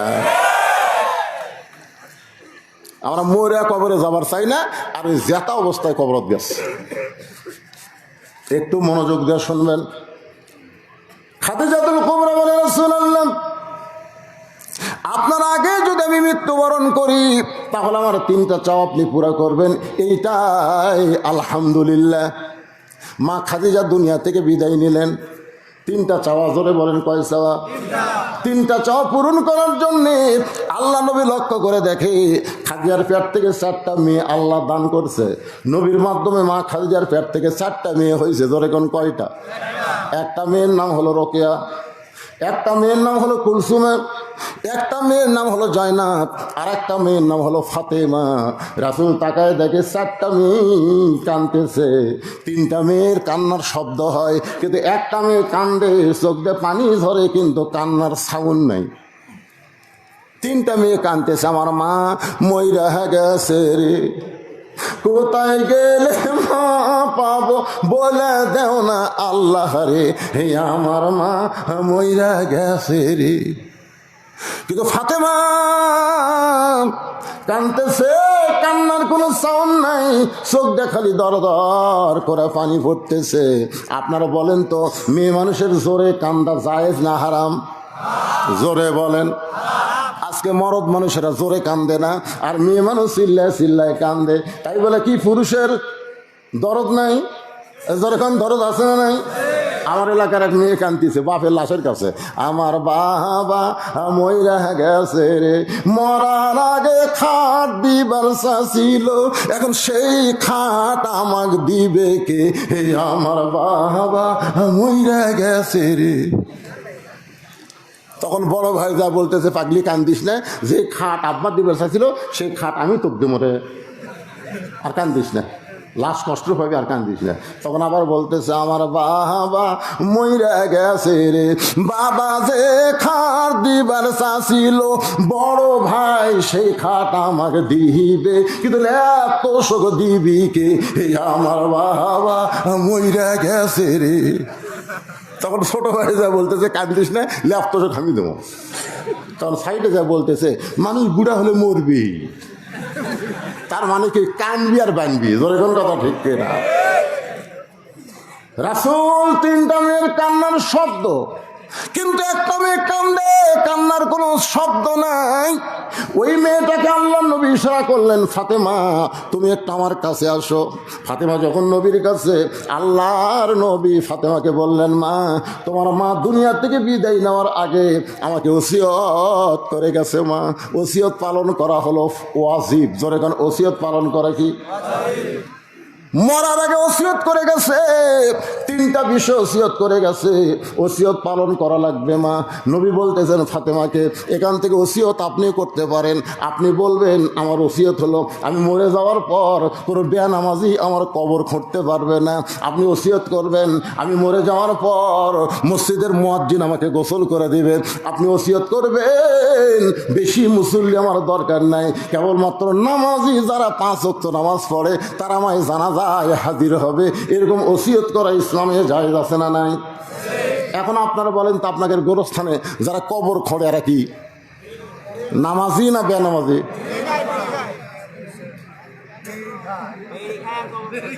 বুঝছেন? আপনারা জানেন আমার এলাকার কেউ মরলে ওরাই 5 জন, কেউ মরলে কয়জন? ওরাই 5 জন, যাই মরুক ওরাই 5 জন। যাই মরছে তার ভাইকে বলতেছে, ভাই তোর বাপ তো মরলো, আমরা 5 জন 5 প্যাকেট সিগারেট দে, এখন আর বিড়ি খানা সিগারেট। তখন 5 প্যাকেট সিগারেট দিছে, ওরা 5 জন ওটি থাকে ধরাছে। একজন কবর খুঁড়তেছে, ওইও টানতেছে, যাই মাটি সমান করতেছে ওইও টানতেছে, যাই নিচ থেকে মাটি উপর তুলে ফেলে দিচ্ছে ওইও টানতেছে। গোরস্থানে যত ফেরেস্তা আসলো একটাও নাই, কারণ সিগারেটের গন্ধে ফেরেস্তা থাকে, সব ফেরেস্তা রাস্তার খাড়ায় আসে। আল্লাহ বলে, এই ফেরেস্তা রাস্তার কেন? যে হারে বিড়ি খাচ্ছে আল্লাহ, ওই ধাক দিয়ে তো আমরা যাওয়ার পারতেছি না। 2-1টা বিড়ি ওই দেওয়াল, মাটির দেওয়াল, কাঁচা দেওয়ালের সাথে বিড়ির দুর্গন্ধ লাগা আছে। দেখবেন যারা বিড়ি খায় ওর কাপড়ও বিড়ি বিড়ি গন্ধায়, ওই যে বিছনাথ থাকে ওই বিছনাও বিড়ি বিড়ি গন্ধায়, ওই যে বালিশের ঘুম পাড়ে ওই বালিশও বিড়ি বিড়ি গন্ধায়। ওর বউ বিড়ি খায় না, কিন্তু বিড়ি খোরের সাথে থাকার কারণে ওর বউটাও বিড়ি বিড়ি গন্ধায়। এখন কথা ঠিক কিনা? এখন কবর বিড়ি বিড়ি গন্ধাচ্ছে, অক মাটি দিয়ে সবাই চলে গেছে, মুনকিন নাকি লাখ ধরে ঢুকছে, মুনকিনে কিন্তু ঢোকা লাগবেই। ঘাট ধরে তুলিছে, কে রে ভাই? হক 3টা প্রশ্ন করা বাদ দা, ঘাট ধরে, শয়তান তোর কবর খুঁজছে কে? আগে সেটা কর, তোর কবর বিড়ি বিড়ি গন্ধায় করে। তুই দুনিয়াতে ভালো মিস্ত্রি যে 3তলা বিল্ডিং বানালি, যেই মিস্ত্রি বিল্ডিং বানালে তোর বিল্ডিং থাকবে না, ধ্বংস হবে না। তুই দুনিয়াতে কয়েকদিন থাকলি, তারপরে ভালো মিস্ত্রি যে বিল্ডিং বানালি, আর যেই কবরে 50,000 বছর থাকা লাগবে, সেই কবর খোঁড়ার জন্য ভালো মিস্ত্রি তোর সবত পড়ে না? বিড়ি খোরের গোষ্ঠীরা কিরে?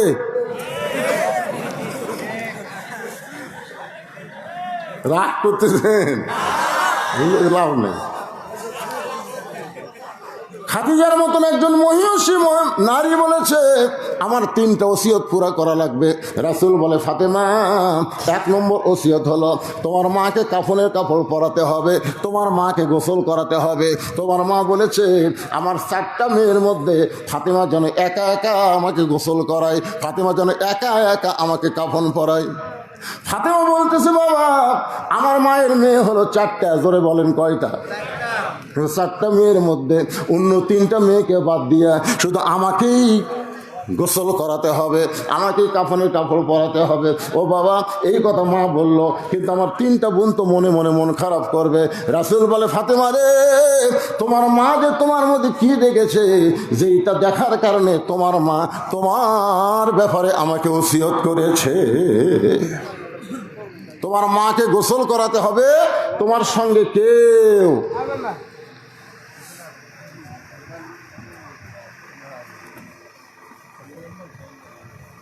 আচ্ছা আচ্ছা ও আসতে কর্ম কিছুক্ষণ যে হারে লোক বসে আছে, মনে হচ্ছে না রাত এখন 12টা বাজছে না, সারা রাত কর্ম।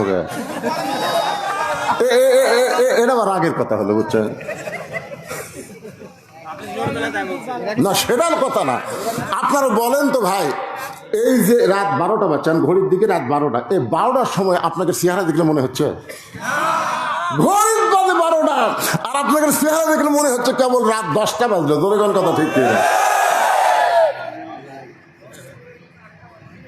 এখন ফাতেমা বলতেছে, বাবা আমার মা আরো 3টা বোন আছে, তাদের ব্যাপারে না বলে আমার ব্যাপারে ওসিয়ত করার কারণ কি? আল্লাহ রাসূল বলে, ফাতেমা তোমার মধ্যে তোমার মা এমন কিছু দেখেছে যেটা দেখার পরই তোমাকে মেনশন করেছে। ও ফাতেমা, তোমার মাকে তুমি গোসল করাও। এবার ফাতেমা একা একা মা খাদিজাকে গোসল করালেন, নিজে একা একা নিজের মাকে গোসল করালেন। গোসল শেষ হওয়ার পরে এখন বাবার কাছে বলতেছে, বাবা গোসল তো হয়ে গেল, এখন কাফনের কাপড় দেন, আমার মাকে কাফনের কাপড় পরাতে চাই। সঙ্গে সঙ্গে নবী আমার ওই জুব্বা, জোরে বলেন কোন জুব্বা?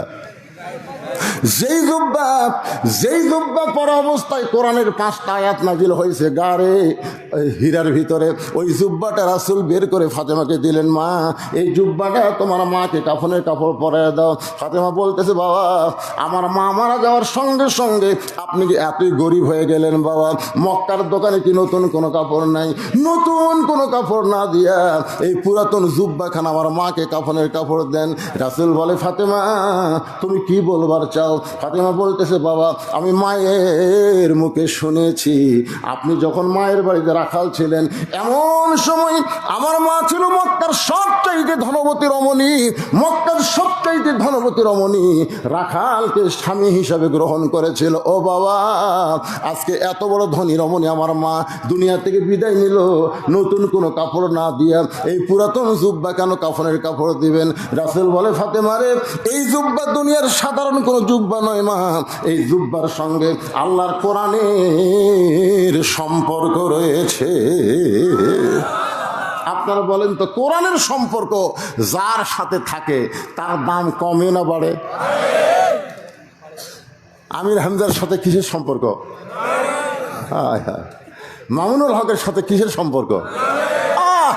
খালি ফেসবুক খুলে দেখেন, এখনো মুক্তি পায়নি, গোটা ফেসবুক দখল করছে।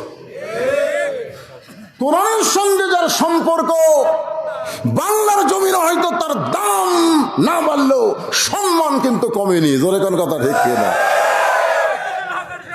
আপনারা বলেন তো ভাইজান, আপনাকে মসজিদে জুমার দিনে যদি এমপি সাহেব আসে তো তখন সবাই বলবে, এমপি সাহেব আজকে জুমার দিন নামাজটা পড়া হোক। মসজিদের মধ্যে ঢোকার পরে আপনার বলেন তো, কোনো একটা লোক কি বলবে, এমপি সাহেব আপনি আজকে খুতবা দেন? বলবে? আজকে আপনি একটু নামাজ পড়ান। তার মানে কি বোঝা গেল? এমপি সাহেবের দাম আছে জায়গা বুঝে। মাত্র বাইরে ওর বাপ অটো ভ্যান চালায়, মাদ্রাসা পড়াছে, ওই এখন হাফেজ দাওরা আলেম হচ্ছে, ওই এখন মসজিদে মেম্বার একটা এরকম একটা চেয়ারে বসে ওয়াজ করতেছে, আর এমপি সাহেব সামনে কাতারে বসে আসামির মতন শুনতেছে, লোক ঝুঁকা থেকে ওয়াজ করতেছে।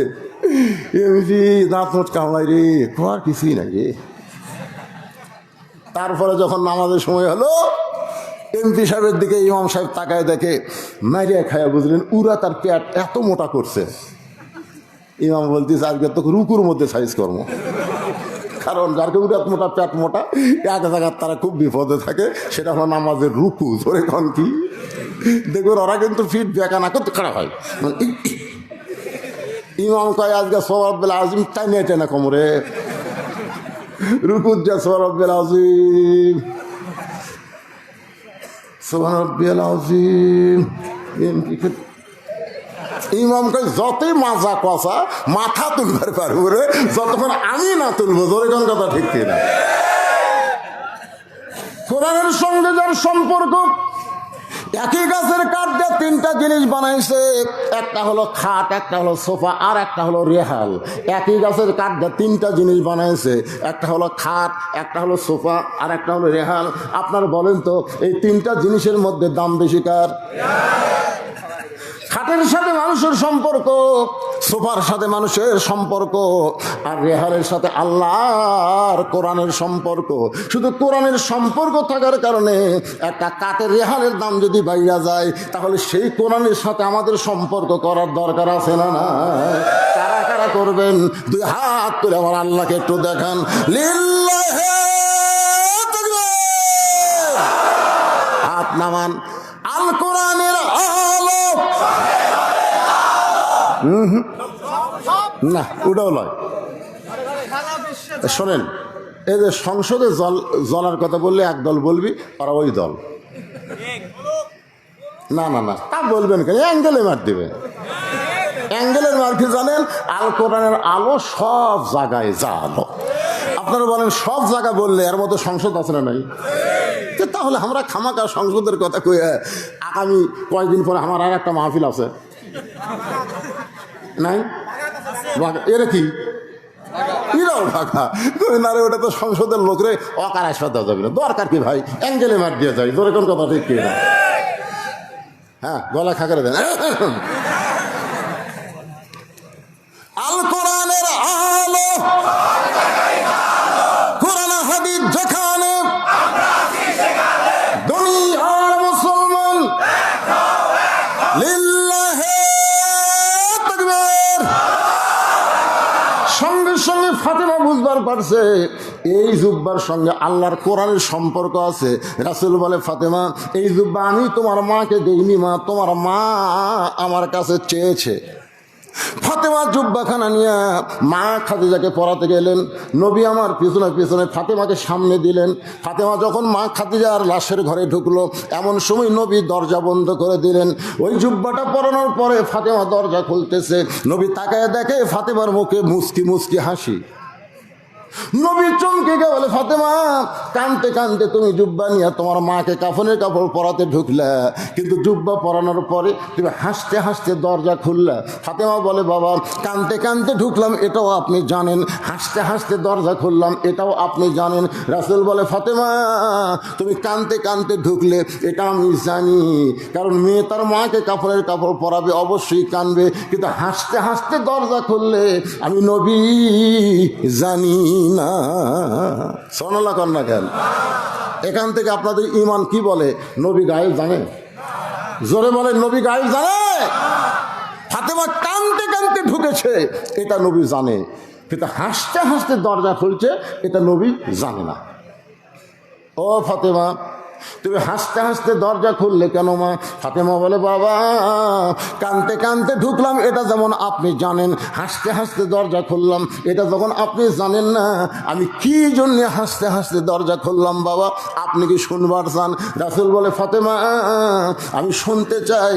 ফাতেমা বলেন, বাবা, তাহলে এই মুহূর্তে আমি হলাম বক্তা আর আপনি হলেন শ্রোতা। ফাতেমা কি? নবী কি বলতেছেন? তুই হাসতে হাসতে দরজা কেন খুললি? এটা আমি নবী শুনবার চাই। তো নবী যদি শুনবার চায়, ফাতেমা হাসতে হাসতে কেন দরজা খুললো? আমরা নবীর উম্মত হিসাবে কি শুনবার চাই না? কারা কারা শুনবার চান হাত পর্যন্ত দেখে লিল্লাহ তাকবীর, হাত নামান। আপনারা কিন্তু সবাই শুনবার চাচ্ছেন। এখন যদি লিমা তাকুলু মালা তাফালুন, মানে শুনবার চাই হাত তুললেন, কিন্তু না শুনেই যদি চলে যান, তাহলে আপনারা মুসলমান হয়ে যাবেন না মুনাফিক হয়ে যাবেন? তা আপনারা কেউ মুনাফিক হবেন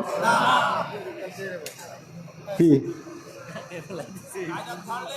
কি না কায়দা করিনি তো ভাই। আমার হাতে একটা স্লিপ দিছে, এই স্লিপ দেওয়ার পরে বলতেছে, হুজুর, কিছু কিছু লোক আছে যারা আপনার হাতে এই কবরস্থানের জন্য হাদিয়া দিবে। এখন যদি ওয়াজ করতে করতে আমি চাই আপনার কাছে চলে যাই, এমন জায়গা কাটতে থুছি, এখন যদি যান মুসলমান হয়ে যাওয়ার পারবেন না, মুনাফিক হয়ে যাওয়া লাগবে। তোর এখান কথা দেখতে না কেন? শোনার জন্য হাত তুলছেন, এখন না শুনে যাবেন। আমি মাত্র 5টা মিনিট আদায় করো, 5 মিনিট। সেটা আপনাদের মধ্যে গামছা দেওয়া হবে, ব্যাগ দেওয়া হবে। গামছা ব্যাগের মধ্যে যে যা পারবেন, এই যে ব্যাগ লে যাও, যাও।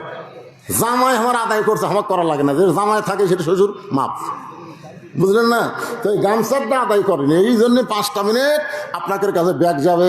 জীবনের শেষ দান মনে করে, হয়তো মনে করবেন হুজুর এরপরে আর দান করার হয়তো হায়াত নাই, আজকে আমার জীবনের শেষ দান মনে করে, আল্লাহর কোরআনকে মহব্বত করে এই কবরস্থানে যাদের বাপ মা গেছে, তাদের বাপ মার কবরকে জান্নাত বানানোর জন্যে আল্লাহর হস্তে দান করবেন। দানকারী গো পিতা মাতা, সুখের আইকো কবরে নূরের টুপি পরাইয়া উঠাবেন রোজ হাসরে। এই ব্যাগলা নামো, ব্যাগলা কয় ব্যাগলা নামছে রে? আমার মায়েদের মধ্যে কে আদায় করবে? এই মায়ের মধ্যে আদায় হয়েছে, মেয়েদের মধ্যে হচ্ছে? মহিলাদের মধ্যে মহিলারা আদায় করবে, তাই না? হ্যাঁ। ও মা, সবাই দান করবেন। মা, দোয়া করে দিব, আল্লাহ মা খাদিজার সঙ্গে যেন আপনাদেরকে জান্নাত দেয়। জান্নাতুল বাকির মধ্যে যে মেয়েটা শুয়ে আছে তার নাম হলো ফাতেমা, আর জান্নাতুল মাওয়ার মধ্যে যিনি শুয়ে আছেন তার নাম হলো খাদিজা। মা আছে মক্কায় আর মেয়ে আছে মদিনায়। জান্নাতুল মা হলো মক্কায় আর জান্নাতুল বাকি হচ্ছে মদিনায়। গভীর রাতে হযরত আলী ফাতেমাকে দাফন করেছে। দিনের বেলায় ফাতেমা মরে নাই, রাতের বেলায় মারা গেছে। রাতের বেলায় তাকে দাফন করা হয়েছে। দাফন করার পরে হযরত আলী আল্লাহর কাছে বলতেছে, আল্লাহ ফাতেমার পর্দাকে কবুল করো, ফাতেমাকে কবুল করে নাও। এই দোয়া করার পরে তাকায় দেখে সামনে কয়েকটা পুরাতন কবর দেখা যায়। এইমাত্র ফাতেমার কবর দিছে, সেই নতুন কবর আর আলী দেখতে পায় না। নিজে দাফন করার পরে তার বিবির নতুন কবর আর দেখতে পায় না। গোটা জান্নাতুল বাকি দৌড়ার কান্দার বলে, ফাতেমার কবর কোথায়? ফাতেমার কবর কবর। কে যেন ডাক দেওয়া, আলী রে ফাতেমা পর্দা নিশি, আমি আল্লাহ জহুরা ডিগ্রি দিয়ে ফাতেমার কবরটাকে কিয়ামত পর্যন্ত পর্দা করে দিয়েছি। সেই ফাতেমার কবর হলো জান্নাতুল বাকি মদিনায়, আর খাদিজাকে নেওয়াজ করতেছি তার কবর কাবার পাশে জান্নাতুল মাওয়ায়। আল্লাহ নবী বললেন, ফাতেমা কানতে কানতে তুমি জুব্বা নিয়ে ঢুকলে, তোমার মাকে কাপড়ে কাপড় পরায়া হাসতে হাসতে তুমি দরজা খুললে। তুমি কেন হাসতে হাসতে দরজা খুললে মা? আমি নবী জানতে চাই। ফাতেমা বললেন, বাবা তাহলে আপনি বসেন, আপনি হলেন শ্রোতা আর আমি ফাতেমা হলাম বক্তা। ফাতেমা কি? ফাতেমা বলবে, নবী শুনবে, আপনারাও শুনবেন। আরে বাবা, আমি যখন আমার মাকে কাফনের কাপড় পরাবার গেছি, ইয়ানজুরু বিনুরিল্লাহ, আল্লাহ রাসূল বলেছেন, ইত্তাকু ফিরাসাতাল মুমিনিনা ফাইন্নাহু ইয়ানজুরু বিনুরিল্লাহ। যারা প্রকৃত মুমিন হবে তারা তোমাদের মতন দুই চোখ দিয়ে দেখবে না, তাদের দেখার জন্য আল্লাহ আর একটা চক্ষু দিছে, যে চক্ষু হলো অন্তরের চোখ। সেই চোখ কিন্তু দুনিয়ার সূর্য চন্দ্র দিয়ে দেখে না, লাইট দিয়ে দেখে না, সেই চক্ষু দেখে আল্লাহর নূর দিয়া। সুবহানাল্লাহ কান না কেন? এই ছেলেরা সব হাসতেছে, এই বাদাম খাওয়া পাটি কি রে, খালি হাসতেছে। কে পাগলা? বসো বাবা, পাগলা বসো। পাগলা কোনদিন পরিষ্কার করে? আপনারাই পাগলা অপরিষ্কার বসে আছেন। দেখেন ওই কি পরিষ্কার দেখছেন, সব সাফ করতেছে। সুদ পেটি, আচ্ছা সুতু, তাও ভালো জায়গায় সুদ পিড়ে। শোনেন গুরুত্বপূর্ণ কথা, মানুষের চোখ কয়টা? দুটো। এই এখনকার ছেলেবেলে তো তাই শিখবি, আইরাই টিয়ে লায়ে ভরা দিয়ে লাল হয়ে গেল, বল মাছে তাই না দেখে ভোদন নাচে, এরা কি শিখবি? আপনি কি পড়ছেন? হ্যাঁ আচ্ছা না পারে, আপনি কি পড়ছেন? একে চন্দ্র, দুয়ে পক্ষ, তিনে নিত্র। আপনারা বলেন তো নিত্র মানে কি? এই যে কর পারে আজকে শুনে না, নিত্র মানে চোখ। তাহলে মানুষের চোখ কয়টা? তিনটে। আর আমাদের চোখ কয়টা? দুটে। খালি দুই চোখ দিয়ে দেখি, এটা কার বউ রে, এটা কার বাড়ি রে। অন্তরের চক্ষু যদি খোলা থাকতো তাহলে কারু বউ কারু বাড়ি না দেখে বারবার কবরের দিকে নজর যেত, কবরের দিকে। আমার এক বন্ধু বগুড়া শহরে একটা বাসা করছে, আমাকে মাঝে মধ্যেই বলে, হুজুর একদিন একটু আসবেন আমার বাসায় দোয়া করার জন্য। আমি একবার গেলাম, যাই দেখি বিশাল একটা গেট। আমি বললাম, এই বাড়ি কার? তার বন্ধু মুসকি মুসকি হাসে। আমার হাসো কেন? বলে কোটি কোটি টাকা খরচ করে বাড়ি বানাছে। আমি বললাম, কি? এটার নাম বাসা রে, আপনি মরানা মানুষ তো, আপনাকে হুঁশ বুদ্ধি কম। এটা বাড়ি, এটা হলো বাসা। গ্রামে যেগুলো থাকে এগুলো হচ্ছে বাড়ি, আর শহরের যেগুলো বিল্ডিং এগুলো হচ্ছে বাসা। আমি বললাম, ভাই রে তাহলে আব্দুল আলিম কি ভুল কছে? আমার বন্ধু বলতেছে, আব্দুল আলিম কি কইছে? আমি তখন একটা গান গাইলাম, এ পাহাড়ে তোর বসত বাড়ি, ওই পারে তোর বাসা। এটা কি দুই চোখের গান? চোখ বন্ধ করেন। এ পাহাড়ে তোর বসত বাড়ি, ওই পারে তোর বাসা। ভবদরিয়ায় পাড়ি দিতে, ভবদরিয়ায় পাড়ি দিতে কেমনে করলি আশা। এ পাহাড়ে তোর বসত বাড়ি, ওই পারে তোর বাসা। দুনিয়ার বাড়িতে কিছুদিন বসত করতে পারবি, থাকতে পারবি না, থাকতে পারবি না। জান্নাত হলো তোমার বাসা। মুসলমান দুনিয়ার বসত বাড়ি থেকে আল্লাহর আমল করো, আল্লাহ চিরস্থায়ী জান্নাত তোমাদেরকে দিয়ে দিবে। আচ্ছা, আপনাকে এই গ্রামের কোনো লোক শহরে বাসা করেনি? আছে না নাই? কথা কয় না। মাঝে মধ্যে তারা কি গ্রামে থাকার জন্য আসে না বেড়াবার জন্য আসে? কি বাবা তা আপনি ভুল করে আমার হাতত দিলেন কে? কেউ দেয়নি বা। আচ্ছা ঠিক আছে, বাপ মা মারা গেছে, বাপ মা দুইজন মারা গেছে, বাপ মা মারা গেছে, রুহের মাগফিরাতে 1000 টাকা এই গুনাহগার মুসাফির বক্তার হাতে দিয়ে দিছে। আল্লাহ বাপ মার কবরকে জান্নাত বানায় দাও। জোরে কোন আমিন, জোরে বল আল্লাহুম্মা আমিন। আপনার কি বিরক্ত হচ্ছেন? একটু গুরুত্বপূর্ণ কথা মনোযোগ দিয়ে শোনেন। এই দুনিয়ার বসত বাড়ি কিছুদিন আমরা থাকতে পারবো, কিন্তু চিরস্থায়ী থাকতে পারবো না। যেটা বোঝানোর জন্য বলতেছি, এই গ্রামের লোক একটা রাজশাহী একটা বাসা করছে, এই গ্রামের একজন বাসা করছে কোথায়? মাঝে মধ্যে কিন্তু দিঘাত বেড়াবার আসে। এখন এখানে আসার পরে 2-4 জন বলতেছে, ভাই আজকে রাত থাকা লাগবে, আজকে রাত থাকা লাগবে ভাই। বাসার জমা থাকবো না, তো থাকবেন না কেন? তো এটি আমার বসত বাড়ি আছে রে, মাঝে মধ্যে বেড়াতে আসি, থাকার জন্যে না। তা আপনারা বলেন তো, দুনিয়াতে বসত বাড়িতে আমরা থাকার জন্যই না বেড়ানোর জন্যে? আমরা কিন্তু বেড়া বেড়াচ্ছি ভাই, আসল জায়গা কিন্তু যাওয়াই লাগবে। যতই মশাল্লা থাকেন বাবা, থাকা পারবেন? অন্তরে চক্ষু দিয়ে তাকায় দেখেন, এপারে তোর বসত বাড়ি, ওই পারে তোর বাসা। ফাতেমা বলতেছেন, বাবা আমার মাকে যখন আপনার জুব্বা কাফনের কাপড় পরাবার গেছি, এমন সময় নজর করে দেখি আমার মায়ের পরনে আল্লাহ জান্নাতের পোশাক পরায়া দিছে। সঙ্গে সঙ্গে নবী দরজার কাছে বসলেন, মাটির মধ্যে হাতটা ঢুকায় দিয়ে ছোট বাচ্চার মতন কান্নাকাটি শুরু করে দিলেন। ফাতেমা বলতেছেন, বাবা আমার মায়ের শরীরে আল্লাহ জান্নাতের পোশাক পরায় দিছে, এইটা শোনার পর আপনি কেন কাঁদতেছেন? আমি ফাতেমা হাসতেছি, অথচ আমার বাবা আপনি কেন কাঁদতেছেন? রাসূল বলে, ফাতেমা এই কান্না কোনো কষ্টের কান্না নয় মা, এই কান্না হলো আমার জীবনের সব চাইতে আনন্দের কান্না। ফাতেমা সর্বপ্রথম তোমার বাবাকে যিনি নবী বলে স্বীকার করেছেন, তিনি হলেন তোমার মা। 39 বছর হলো ওয়াজ করতেছি, 39 বছর। আজও পর্যন্ত আমার বউ আমার হুজুর কয়নি, আজও পর্যন্ত কয়নি। আমি একদিন 500 টাকা হাতত দিয়ে বললাম, একবার হুজুর কও, কারণ দুনিয়ার লোক আমার হুজুর কয় রে, কিন্তু তোমার মুখে হুজুর কেমন লাগে, একবার হুজুর কত।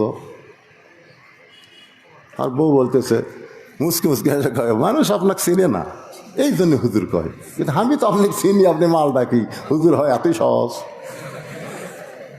আমার বইয়ের মুখে আমি হুজুর শুনবার পাইনি। গেছিলাম আমার মায়ের কাছে, মা যখন মা 2000 টাকা আপনি নেন, নিয়ে খেলে একবার আমাকে হুজুর কন। মা কয়, তুই আমার হুজুর কবে থেকে হইলি, তুই না আমার চললে।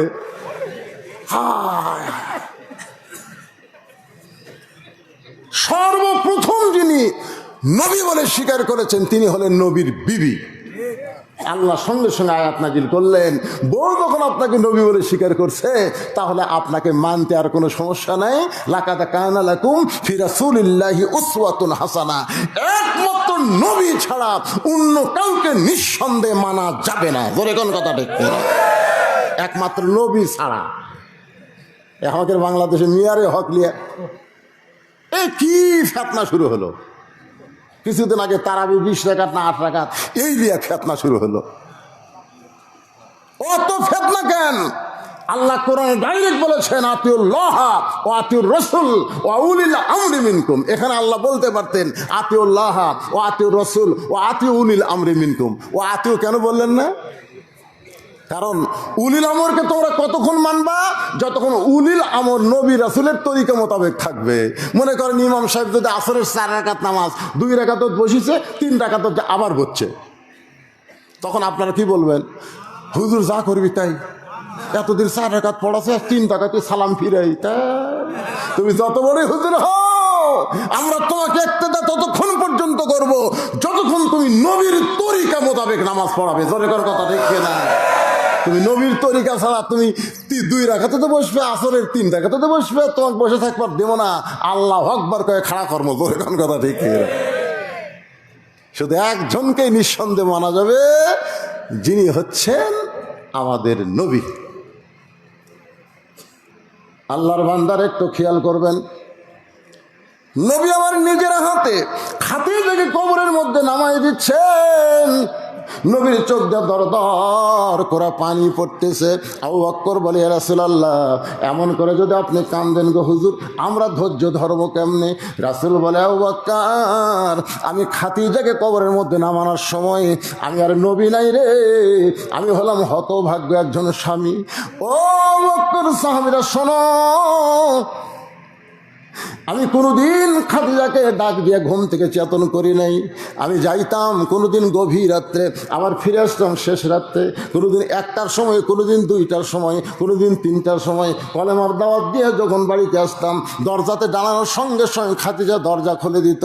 আমি চমকে গিয়ে বলতাম, খাদিজা, আপনার তো ডাকা লাগে না, আমি আসা মাত্রই দরজা খুলে দেন, আপনার চোখে কি ঘুম ধরে না? খাদিজা বলে, রাসূলুল্লাহ, আপনি যখন কলেমার দাওয়াত দিবার বের হয়ে যান, আমি তখন দরজার কাছে দাঁড়িয়ে থাকি। হুজুর, আমি বিশ্বাস করি আপনি আবার দাওয়াত শেষ করে আপনার বিবির কাছে ফেরত আসবেন। আপনি হলেন নিষ্কাম্বর। যখন দরজার ওই পারে দাঁড়ান, সঙ্গে সঙ্গে আমি বুঝতে পারি আমার নবী এসেছে, আমি দরজা খুলে দেই। রাসূল বলে, খাদিজা, তাহলে কি আপনি ঘুমাবেন না?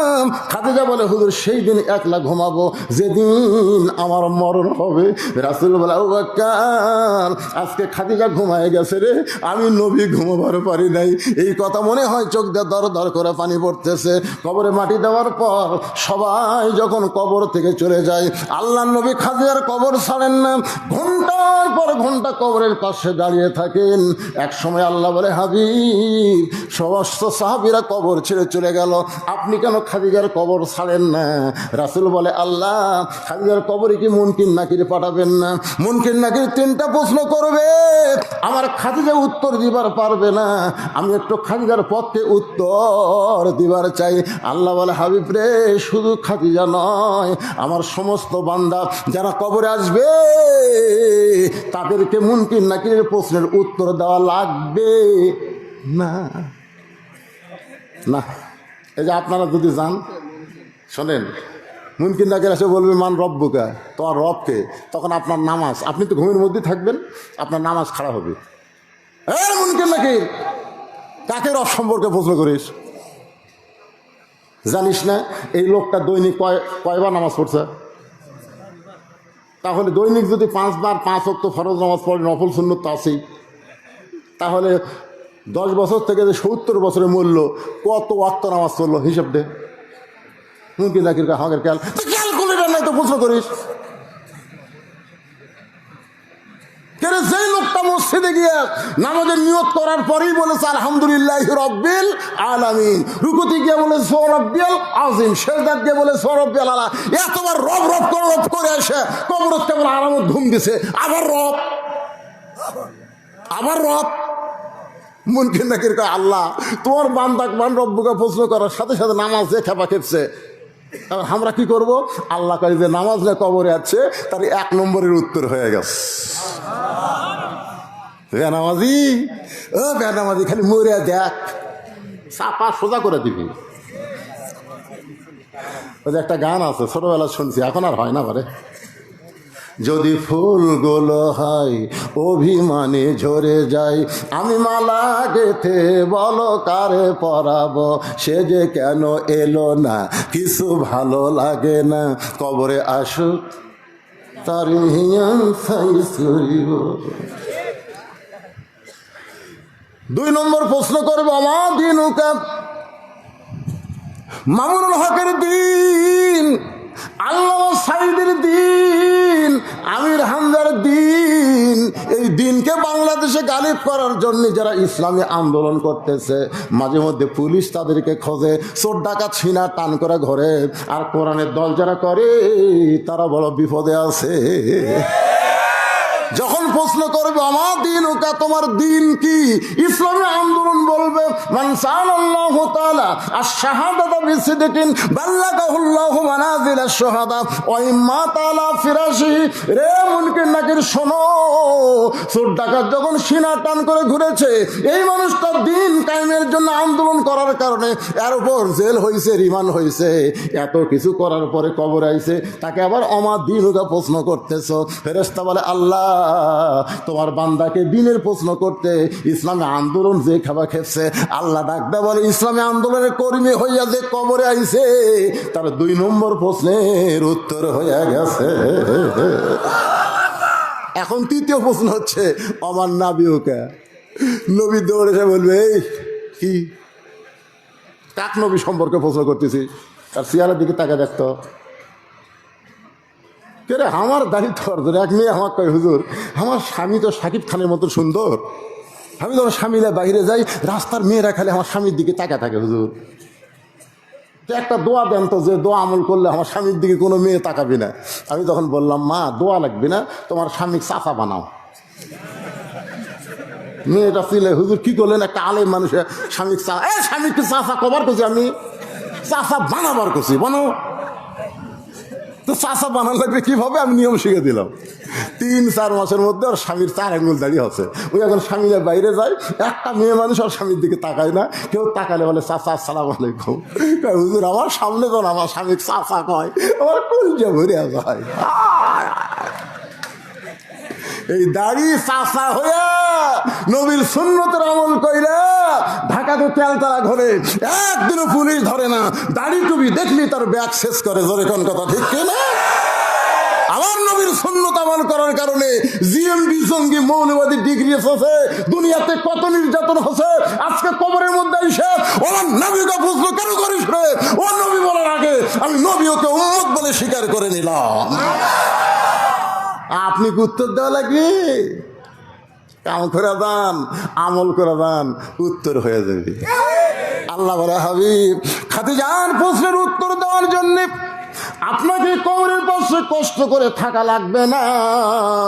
যে খাদিজা দুনিয়াতে কবরকে স্মরণ করে এত কান্দা কানছে, খাদিজার চোখের পানিতে বালিশ ভিজায় গেছে, আমি আল্লাহ খাদিজার ওই চোখের পানিকে কবুল করে মুনকির নাকিরের উত্তর আমি আল্লাহ দিয়া দিলাম।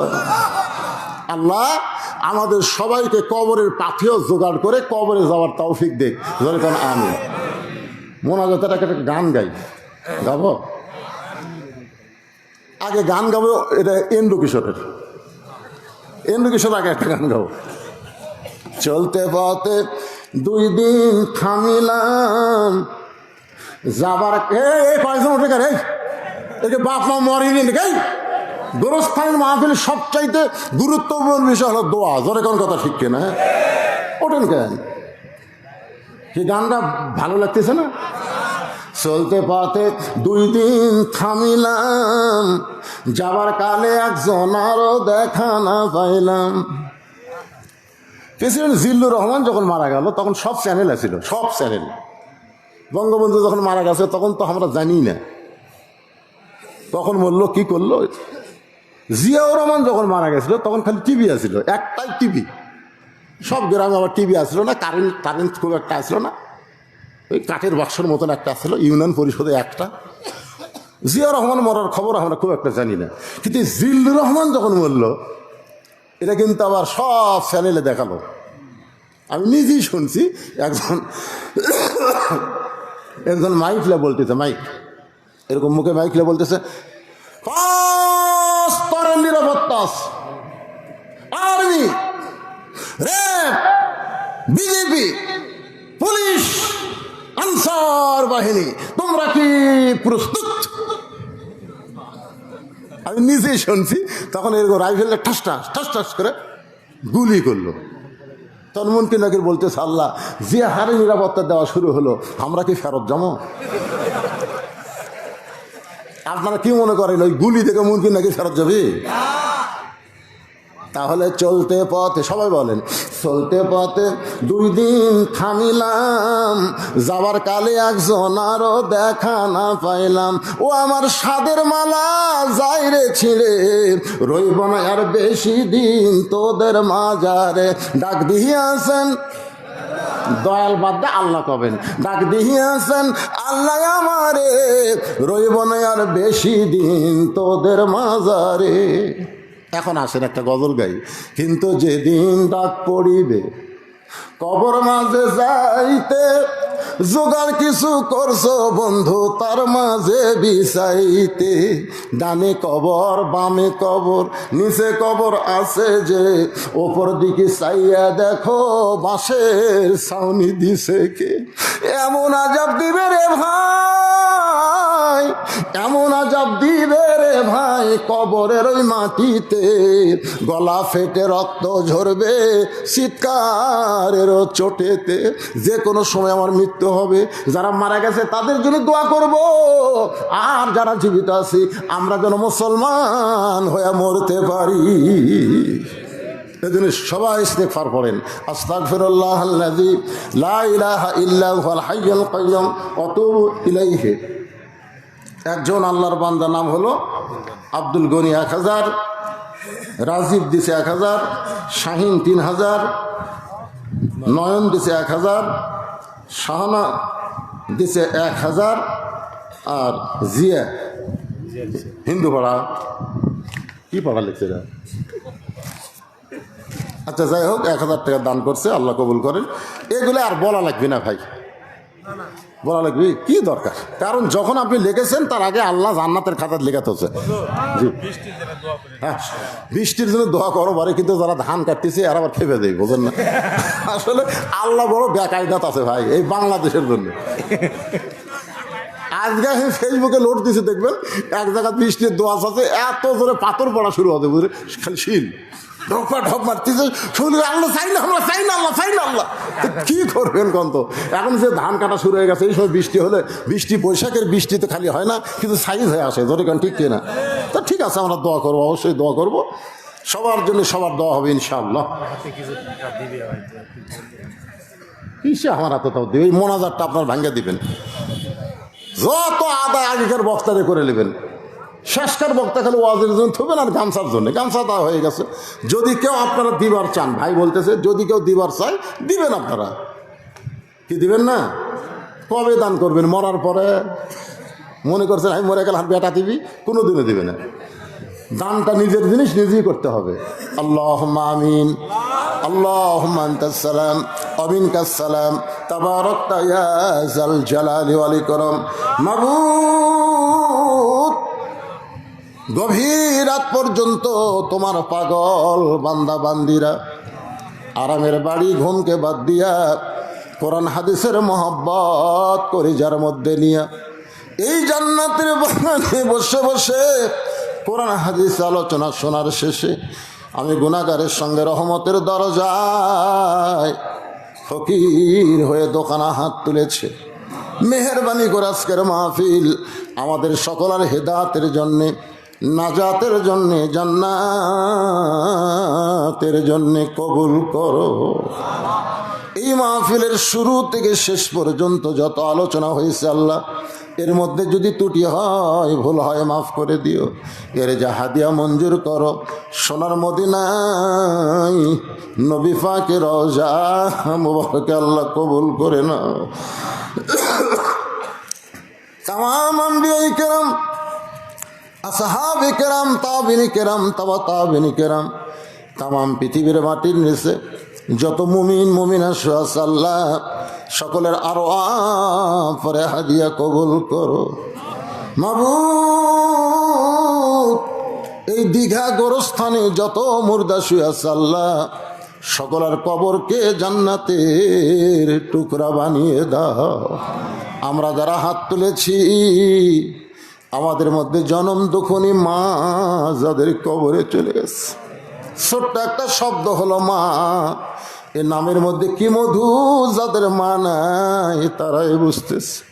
এই দরদের মা যাদের কবরে গেছে আল্লাহ মেহেরবানি করে মায়ের কবর জান্নাতের টুকরা বানিয়ে দাও। বাবার বাড়ি ঘর সবই আছে, দরদি বাবা আমাদের যাদের কবরে চলে গেছে আল্লাহ বাবার কবরকে জান্নাতের টুকরা বানিয়ে দাও। আল্লাহ গোরস্থানের উন্নয়ন কল্পে নগদে বাকিতে যারা দান করেছে সকলের দানগুলোকে জান্নাতের বিনিময় কবুল করো। মাবুদ, আজকের মাহফিলের সম্মানিত সভাপতিকে আল্লাহ তুমি কবুল করো। প্রধান অতিথি, বিশেষ অতিথি, বিশেষ করে উপজেলা চেয়ারম্যান সাহেব সহ ইউনিয়ন পরিষদের চেয়ারম্যান, বিশেষ অতিথিবৃন্দুদের আল্লাহ তুমি কবুল করো। আয় আল্লাহ, এই গোরস্থান কমিটির সভাপতি, সহসভাপতি, সেক্রেটারি, কেশিয়ার কত কষ্ট করে আজকের মাহফিল যারা করলো, আল্লাহ সকলকেই জান্নাতি কবুল করো। মাবুদ, আমার মা বোনেরা পর্দার অন্তরাল থেকে আওয়াজ শুনেছে, আবিদা সালিহা পর্দা নিচে কবুল করে মা ফাতেমার চরিত্র দান করে দাও। আমরা অসুস্থ যারা আছি আল্লাহ সুস্থতার নিয়ামত দান করো। ও মাবুদ, আজকে ফিলিস্তিনের মুসলমান তোমার ঘর মসজিদের জন্যে অকাতরে জীবন দেয়, আল্লাহ জীবন দেওয়াকে শহীদি কবুল করো। আহত অবস্থায় যারা হাসপাতালে সুস্থতার নিয়ামত দান করো। আল্লাহ বাংলাদেশে সবুজ শ্যামল বাংলাদেশ, যে দেশে একটা পাখি উড়ে যাওয়ার সময় পায়খানা করলে ওই পায়খানা জমিনে পড়ে 7 দিন পর পায়খানা থেকে একটা গাছ হয়ে যায়, সেই বাংলাদেশ মরুভূমি হোক।